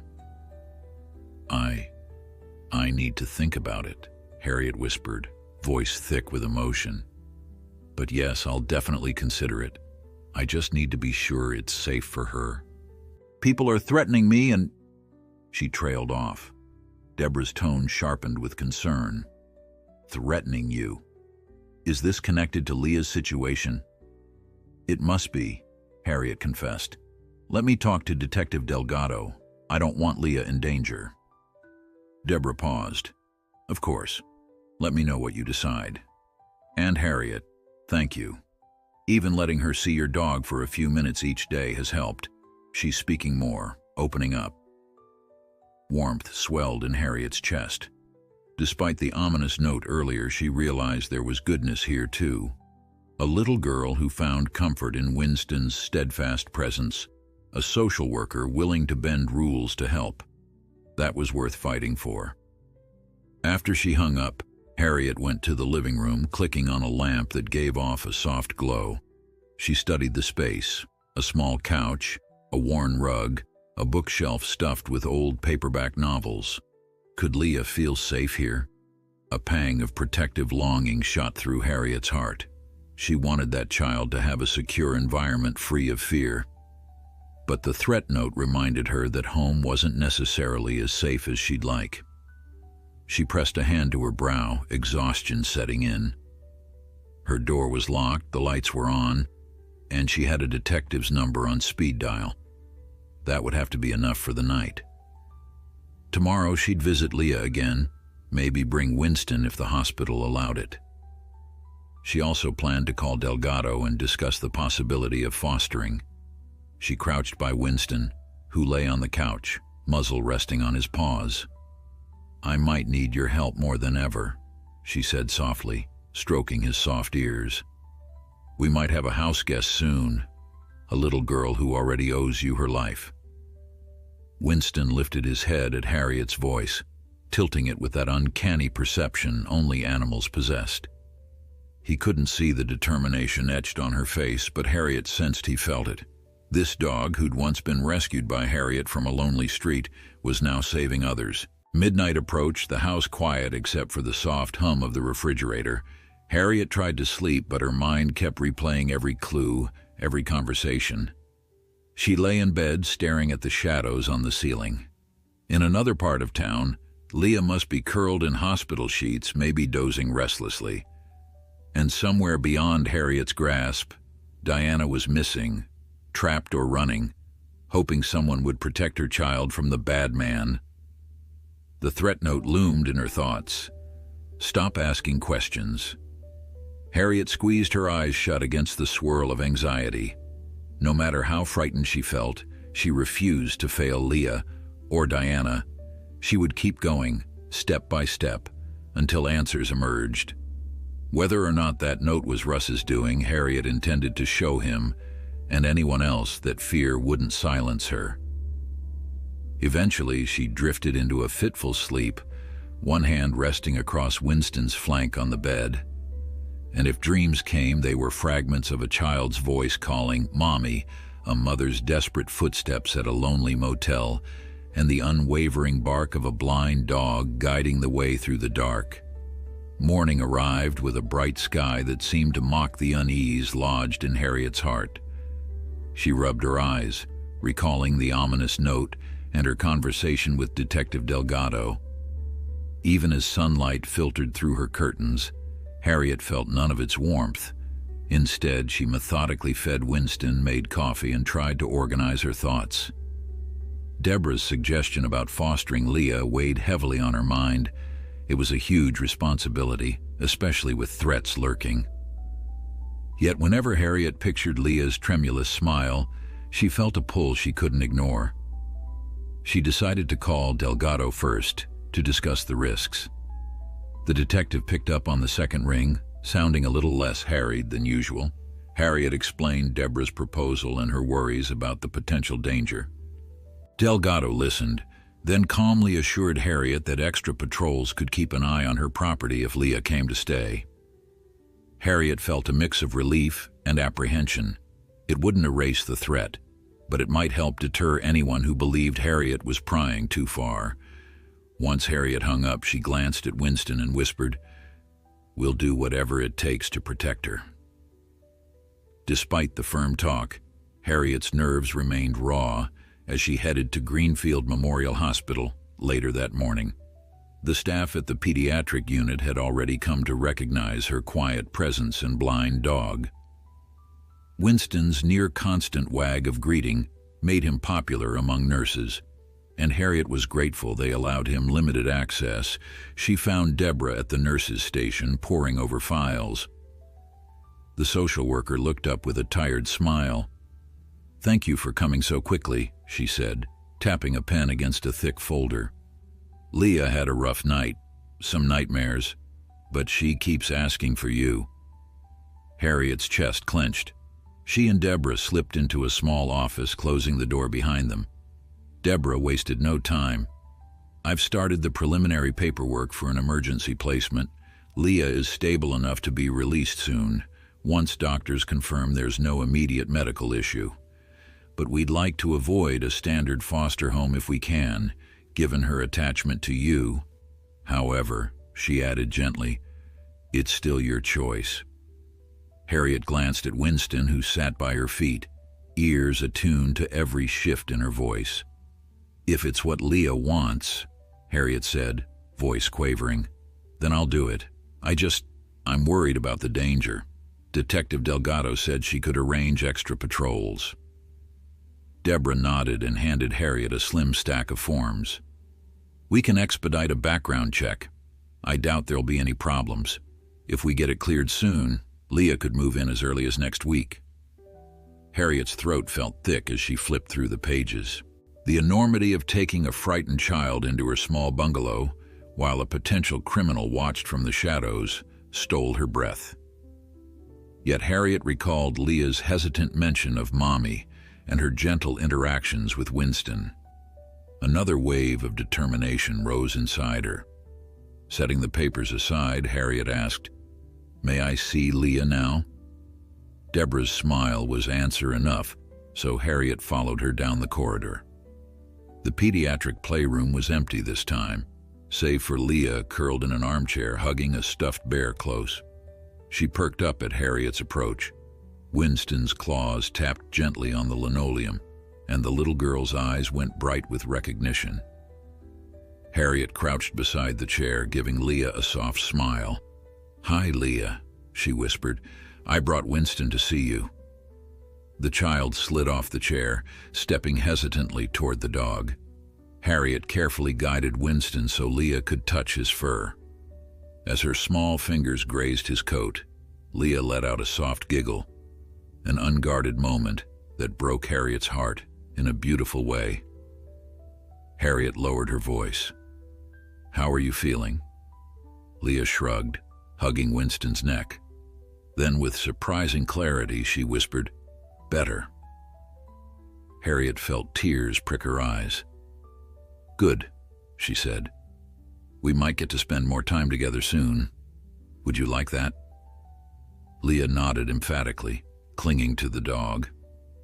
Deborah watched from the doorway, blinking back emotion. After a few minutes, Harriet coaxed Leah into coloring with her at a small table. Winston stayed beside them, occasionally nudging Harriet's leg for a pat. Leah drew uneven circles and lines in bright crayons, sometimes glancing shyly at Harriet. Harriet admired each scribble, praising Leah's efforts. The girl remained silent about her mother, but Harriet sensed she was slowly trusting the adults around her. When a nurse announced that Leah had a therapy session soon, Harriet promised to return later. Leah clutched Harriet's hand, reluctance clear in her eyes. Harriet swallowed hard.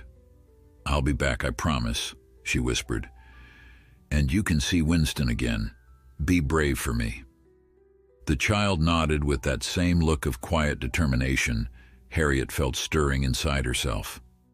On the walk out, Harriet dialed Detective Delgado once more. Delgado answered promptly. "We're looking into the black pickup rumor," she reported. "Had some possible sightings near the Crescent Pine Motor Lodge a few nights ago, but nothing concrete. The manager refuses to share records without a warrant. For now, we've got a judge reviewing our request. How'd it go with Leah?" Harriet explained the plan for foster placement. Delgado seemed to approve. "My gut says the child's safer under your care than being moved around strangers, but we'll keep watch. I have a feeling Russ won't just vanish." Harriet heard a rustle of papers on Delgado's end. "We also tested that note for prints. No luck. Clean as we expected."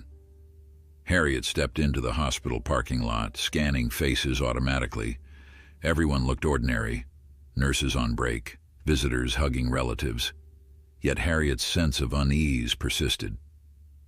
"Thanks, Detective," she said. "Let me know if you learn anything else." She and Winston reached the street, and as Harriet turned a corner, she spotted a dark truck parked across from a convenience store. Her heart pounded. The vehicle had tinted windows and no front license plate. Could it be the same black pickup from the parking lot that Clyde mentioned? Harriet hesitated, uncertain whether to approach. Just then a man emerged from the store wearing a ball cap.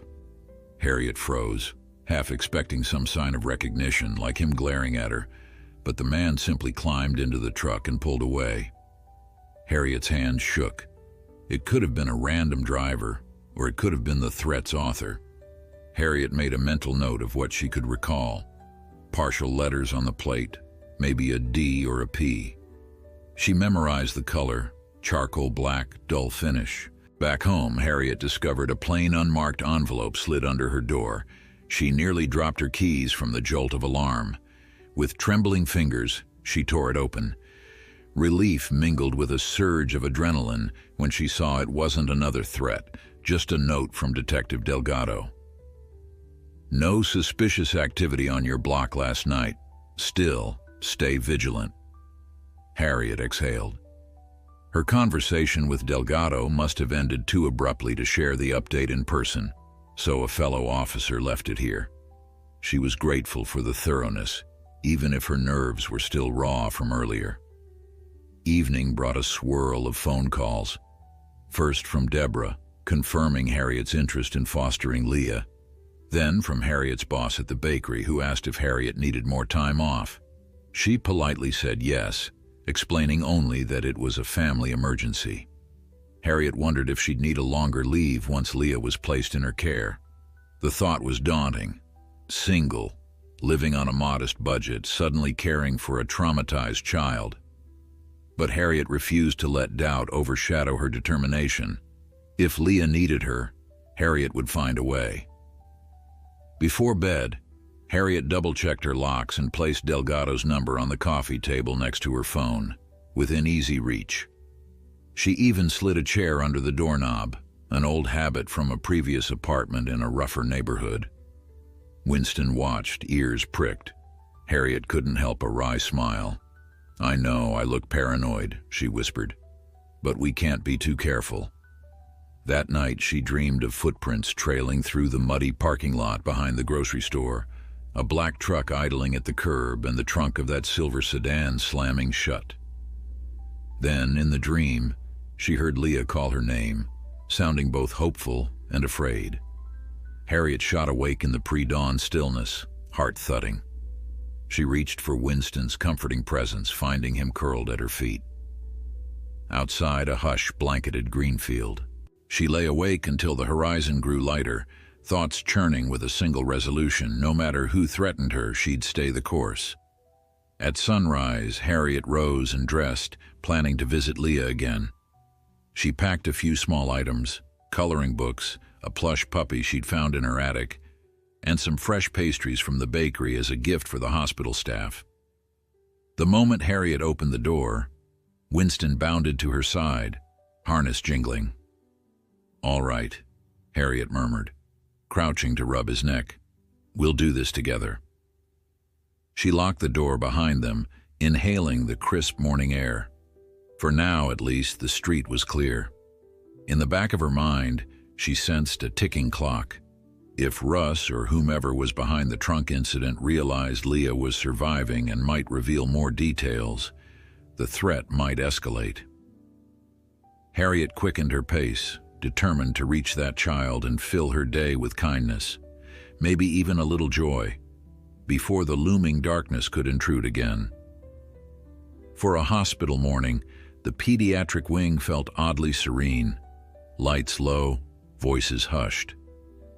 Harriet guided Winston through the corridors, the scent of disinfectant mingling with the aroma of fresh coffee from a nearby vending machine. She clutched a small bundle of coloring books and a plush toy dog under one arm, wishing she could bring a ray of normalcy into Leah's day. Deborah greeted her at the nurse's station with an approving nod. Perfect timing. Leah had a good night, all things considered. She asked about Winston again. Harriet glanced down at her faithful dog, whose ears twitched at the mention of his name. Let's hope seeing him lifts her spirits. She wondered if Leah was already aware of the looming uncertainty. Her missing mother, the possibility of being placed in a new, unfamiliar setting. They walked together to Leah's room, a small space with pastel walls. The bed stood empty, but Harriet spotted Leah in a child-sized armchair, legs curled beneath her. She seemed deep in concentration, fiddling with the frayed edge of her pink ribbon. When she looked up and noticed Harriet and Winston, her solemn face lit with a fragile smile. "Hi, Leah," Harriet said, setting the coloring books on a nearby table. "I brought you something if you want it." She offered the small plush puppy, its gray ears flopping endearingly. The child's eyes widened. She reached out, almost reverently, then drew the toy close. "Dog," she whispered, stroking its ears as if it were real. Her gaze flicked to Winston, who stood patiently beside Harriet. Winston whined softly and Leah giggled, hugging the plush as though showing him that she understood the connection. Harriet sat on the edge of the bed, leaving enough space so as not to crowd Leah. "Is it okay if Winston sits closer?" she asked gently.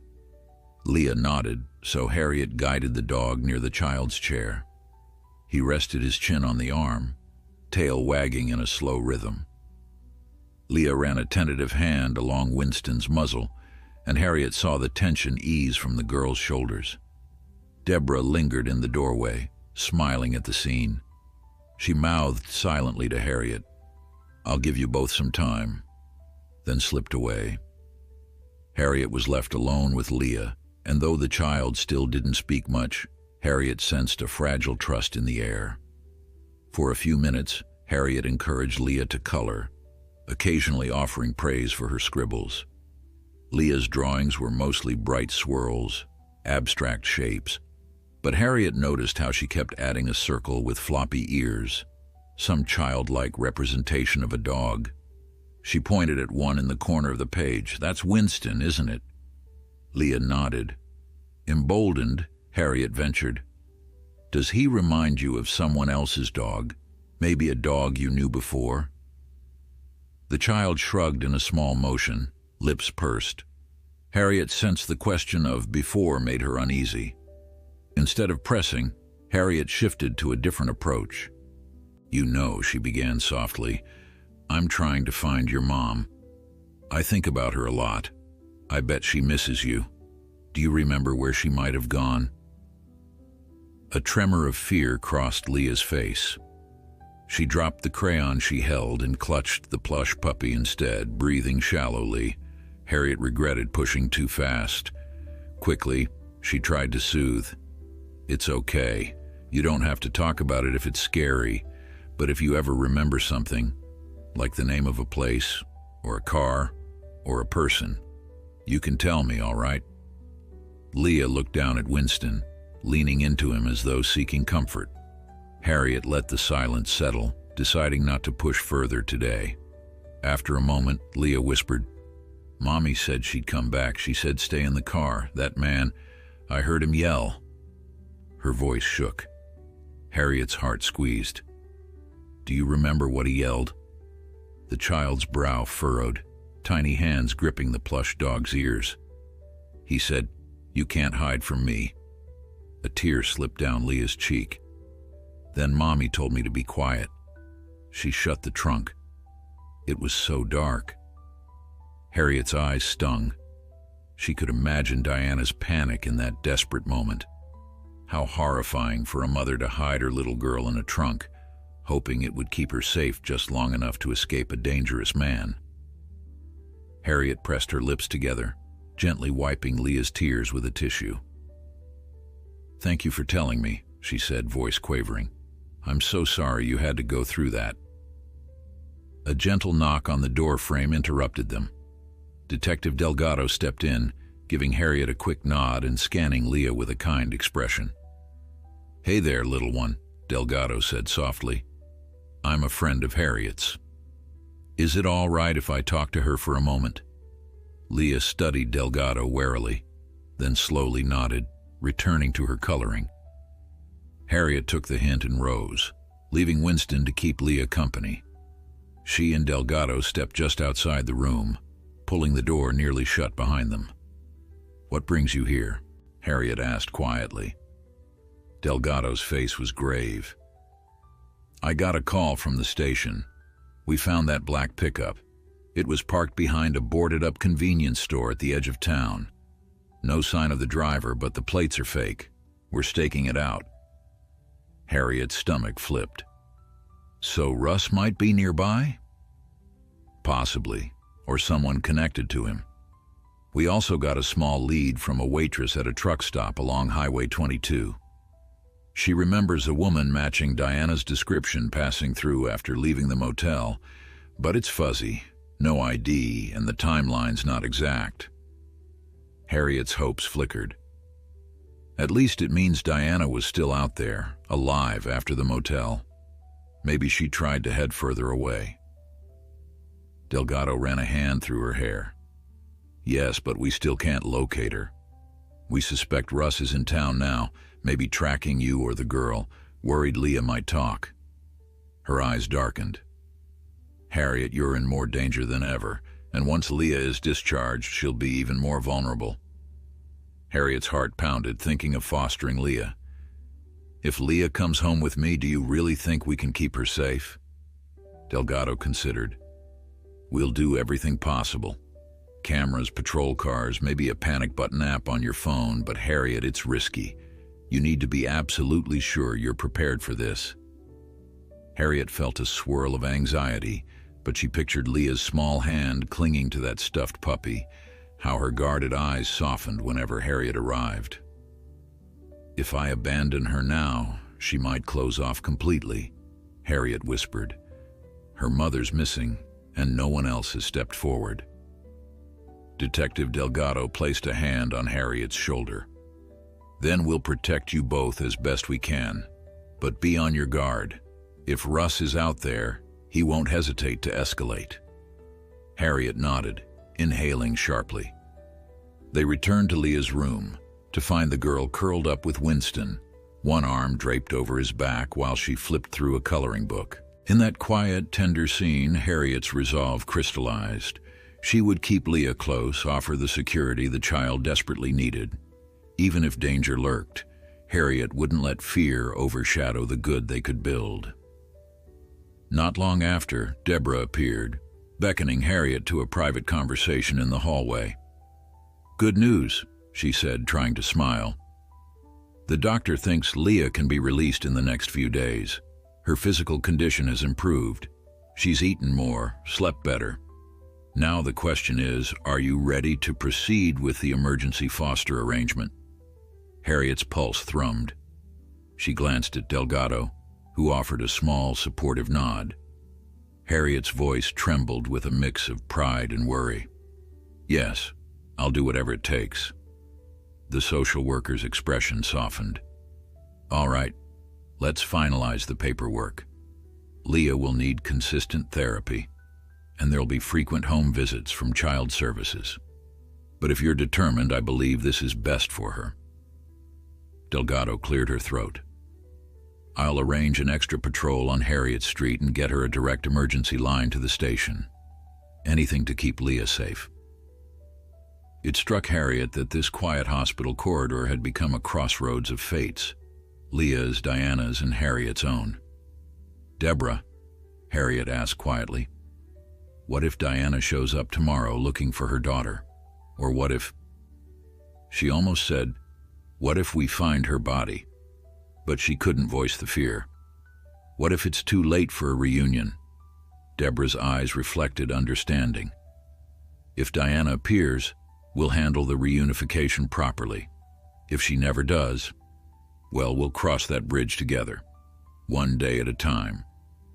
Harriet clung to that measured kindness, reminding herself that not every story ended in heartbreak. Some ended in hope, if only they fought hard enough. She thanked Deborah and Delgado, then returned to Leah's room, gathering the courage to explain what might happen next. She knelt beside the child, who looked up expectantly. "Leah," Harriet said gently, "the doctors say you're getting better. Soon you won't have to stay here. Would you like to come live with me for a while? Winston will be there too." She tried not to make her voice wobble. "Just until we find your mommy, or until we figure out the next steps." Leah's eyes flickered with apprehension, but Harriet saw a spark of relief as well. Slowly, the girl nodded. "Stay with Winston?" she whispered, her voice soft as a breeze. Harriet's heart melted. "Yes, sweetheart. With Winston and me. We'll keep you safe." She gently ruffled the child's hair. "I promise." They spent the remainder of that visit in a quiet haze of crayons and soft conversation, Leah's small hand often resting on Winston's back. Harriet thought of the black pickup, the faceless threat. She realized with a chill that now she had more to protect than ever, this child who trusted her implicitly. But Harriet drew strength from Leah's wary smile and the peaceful way she relaxed near Winston. There was a fragile beauty in that bond, something Harriet hadn't experienced before, and it kindled a fierce determination in her heart. By the time Harriet left, the sky had begun to darken, clouds rolling in again. Tomorrow, or the next day, Leah might be discharged, stepping into Harriet's world of small comforts and big uncertainties. Harriet stroked Winston's head, feeling his solid presence. "We'll be ready," she murmured, a vow she intended to keep no matter what shadows waited beyond the hospital doors. Winston trotted faithfully by Harriet's side as she led Leah up the porch steps of the little bungalow, trying to make the transition home feel as calm as possible. The child clutched a backpack stuffed with hospital-approved belongings and her plush puppy, eyes flitting around in shy curiosity. Harriet had spent the previous day baby-proofing the house as best she could, with new locks on the doors and curtains that shut out prying eyes. Still, her heart thumped as she turned the key in the lock. This was it. She was bringing Leah into her sanctuary, uncertain how long they might share it or what dangers lurked beyond the fence. "Welcome," Harriet said gently, pushing the door open. Winston padded inside first, tail swishing like he was giving a tour. Leah stood in the doorway, blinking at the sunlight that spilled through the windows onto a living room of second-hand furniture and warm rugs. After a moment, she ventured in, hugging her stuffed dog tight. Harriet set her small suitcase on the couch. "This is our home, yours for a while too." Leah made no reply, just nodded, still wary. Harriet, sensing the magnitude of the change, crouched down beside her. "You remember Winston, of course." The big dog stood patiently, muzzle lifted as though trying to orient himself to Leah's quiet presence. Leah leaned forward, tentatively patting his broad head. Harriet breathed a sigh of relief when a small smile curled on the girl's lips. "I'll show you your room," Harriet added. She led Leah down a short hallway into a space freshly tidied, with pastel bedding Harriet had rushed to buy that morning.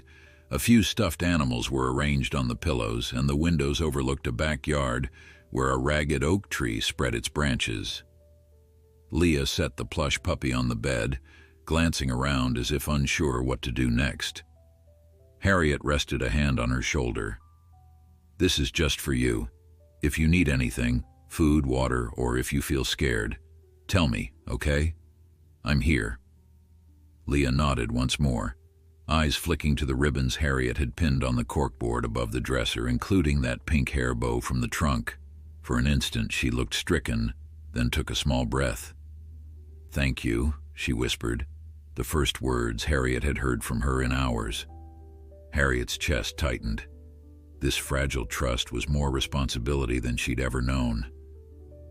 "I'll let you settle in," she said softly. "Don't worry. Winston knows how to find me if you need us." Back in the living room, Harriet peered out the front window. Delgado had promised to send patrol cars by at random intervals, and Harriet spotted one now, slowly cruising the street. She felt safer knowing the detective was taking the threat seriously, but a knot of tension still sat in her stomach. What if Russ was out there, furious at Leah's escape? Harriet swallowed, steeling herself. The next few hours passed in a strange mixture of quiet routine and undercurrent dread. Harriet fixed Leah a simple lunch: chicken soup, bread, and sliced apples. The child ate in small, careful bites at the kitchen table, while Winston waited on the rug, as if standing guard. Occasionally, Harriet offered gentle conversation, but mostly allowed Leah the silence she seemed to need. After lunch, Harriet led her outside for a brief glimpse of the yard. The sun had emerged, washing the lawn with warmth. Leah ventured onto the grass, stooping to touch scattered dandelions as Winston followed. Harriet pictured how normal this might seem if there wasn't a looming threat, if Leah's mother was safe and no one was after them. The child deserved a day in the sunshine without fear. Shortly after 3 o'clock, a knock at the door startled Harriet from where she stood tidying the kitchen.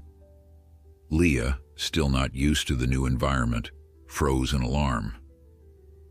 Harriet quickly reassured her. "It's probably Detective Delgado or someone from Child Services." She opened the door carefully. Instead, it was a uniformed officer Harriet didn't recognize. He was young, with a neat haircut and a serious expression. "Ma'am," he said, tipping his head in greeting.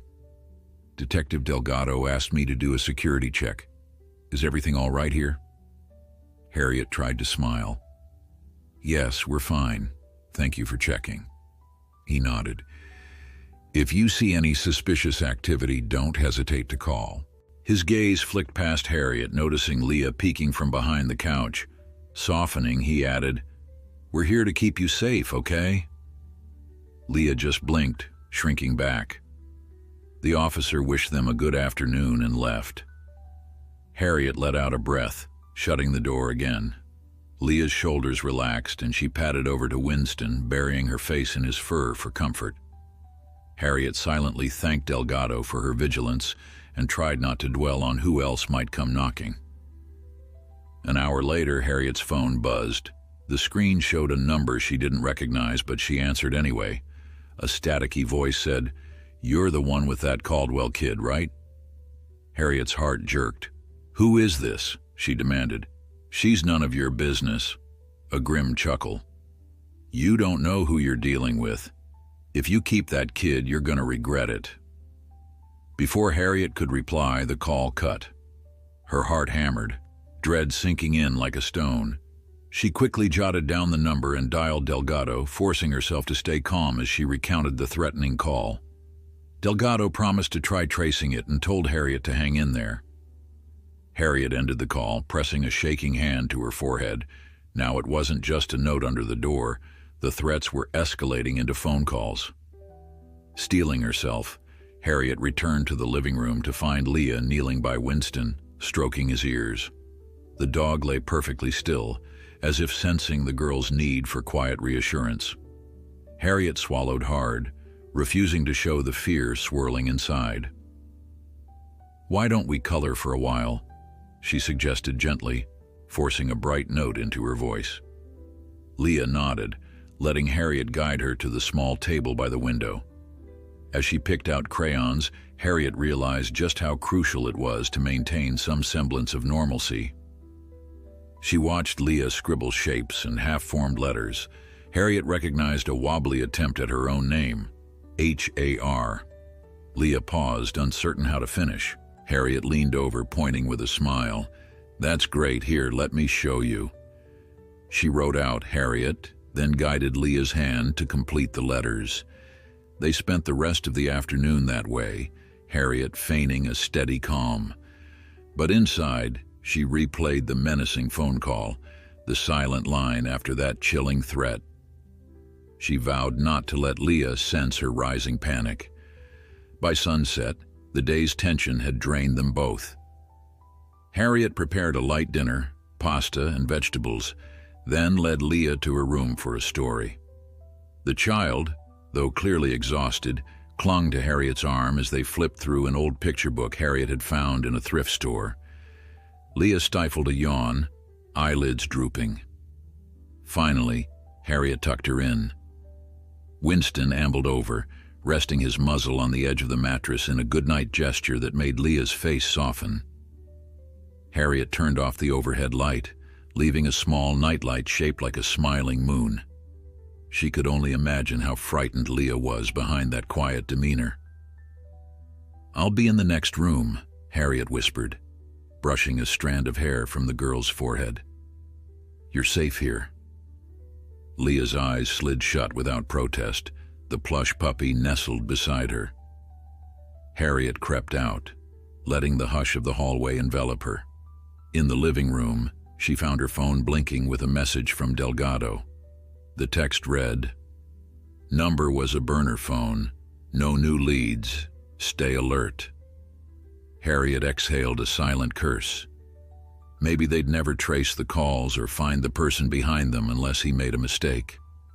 She double-checked every door and window lock, set the chain on the front door, and turned off the lights. Winston followed her to the couch, where Harriet sank down, mind churning with 100 worries. Could Russ show up tonight? Could someone be parked outside waiting for Harriet to drop her guard? Winston laid his head on her knee, a calming weight that reminded her how he'd barked ceaselessly at a seemingly empty car until they found Leah. He'd sensed a child's life in danger that night, guided by an instinct Harriet still marveled at. Now, Harriet placed a hand on his fur, grateful for his unwavering devotion. The hours slipped past in uneasy silence. Harriet dozed fitfully, jerked awake by every rustle outside, every car engine passing by. Around midnight, she heard Leah whimper in her sleep, then call out, "Mommy!" Harriet rushed to the girl's room to find her trembling in the sheets, tears on her cheeks. Without hesitating, Harriet wrapped her arms around her, rocking gently until the tremors subsided. "Winston," Leah whispered, so Harriet called him in. The dog patted over, pressing his nose to Leah's small hand. Her breathing slowed, and she relaxed, eventually slipping back into slumber. Harriet tucked her in again, feeling an overwhelming rush of protectiveness. She glanced at the window, certain that if an intruder tried anything tonight, Harriet would fight tooth and nail to keep Leah safe. Finally, as the clock inched toward dawn, Harriet returned to the couch, letting exhaustion close in. She remembered the day Leah might have spent with her real mother, how Diana would have read stories or tucked her in at night, if not for one cruel twist of fate. And the bad man, whose threats hovered like a storm cloud, might be just beyond Harriet's doorstep. Yet Harriet refused to crumble. Leah's presence gave her reason to face whatever was coming. When Harriet's eyes finally shut, she dreamed not of darkness, but of a sunlit morning in which Diana was found safe. Leah's laughter echoed through the bungalow, and the hush of fear lifted like fog under a bright sky. Maybe it was only wishful thinking, but Harriet clung to that vision as she drifted into uneasy sleep. Winston's warm body stretched across her feet, guarding them both until the new day arrived.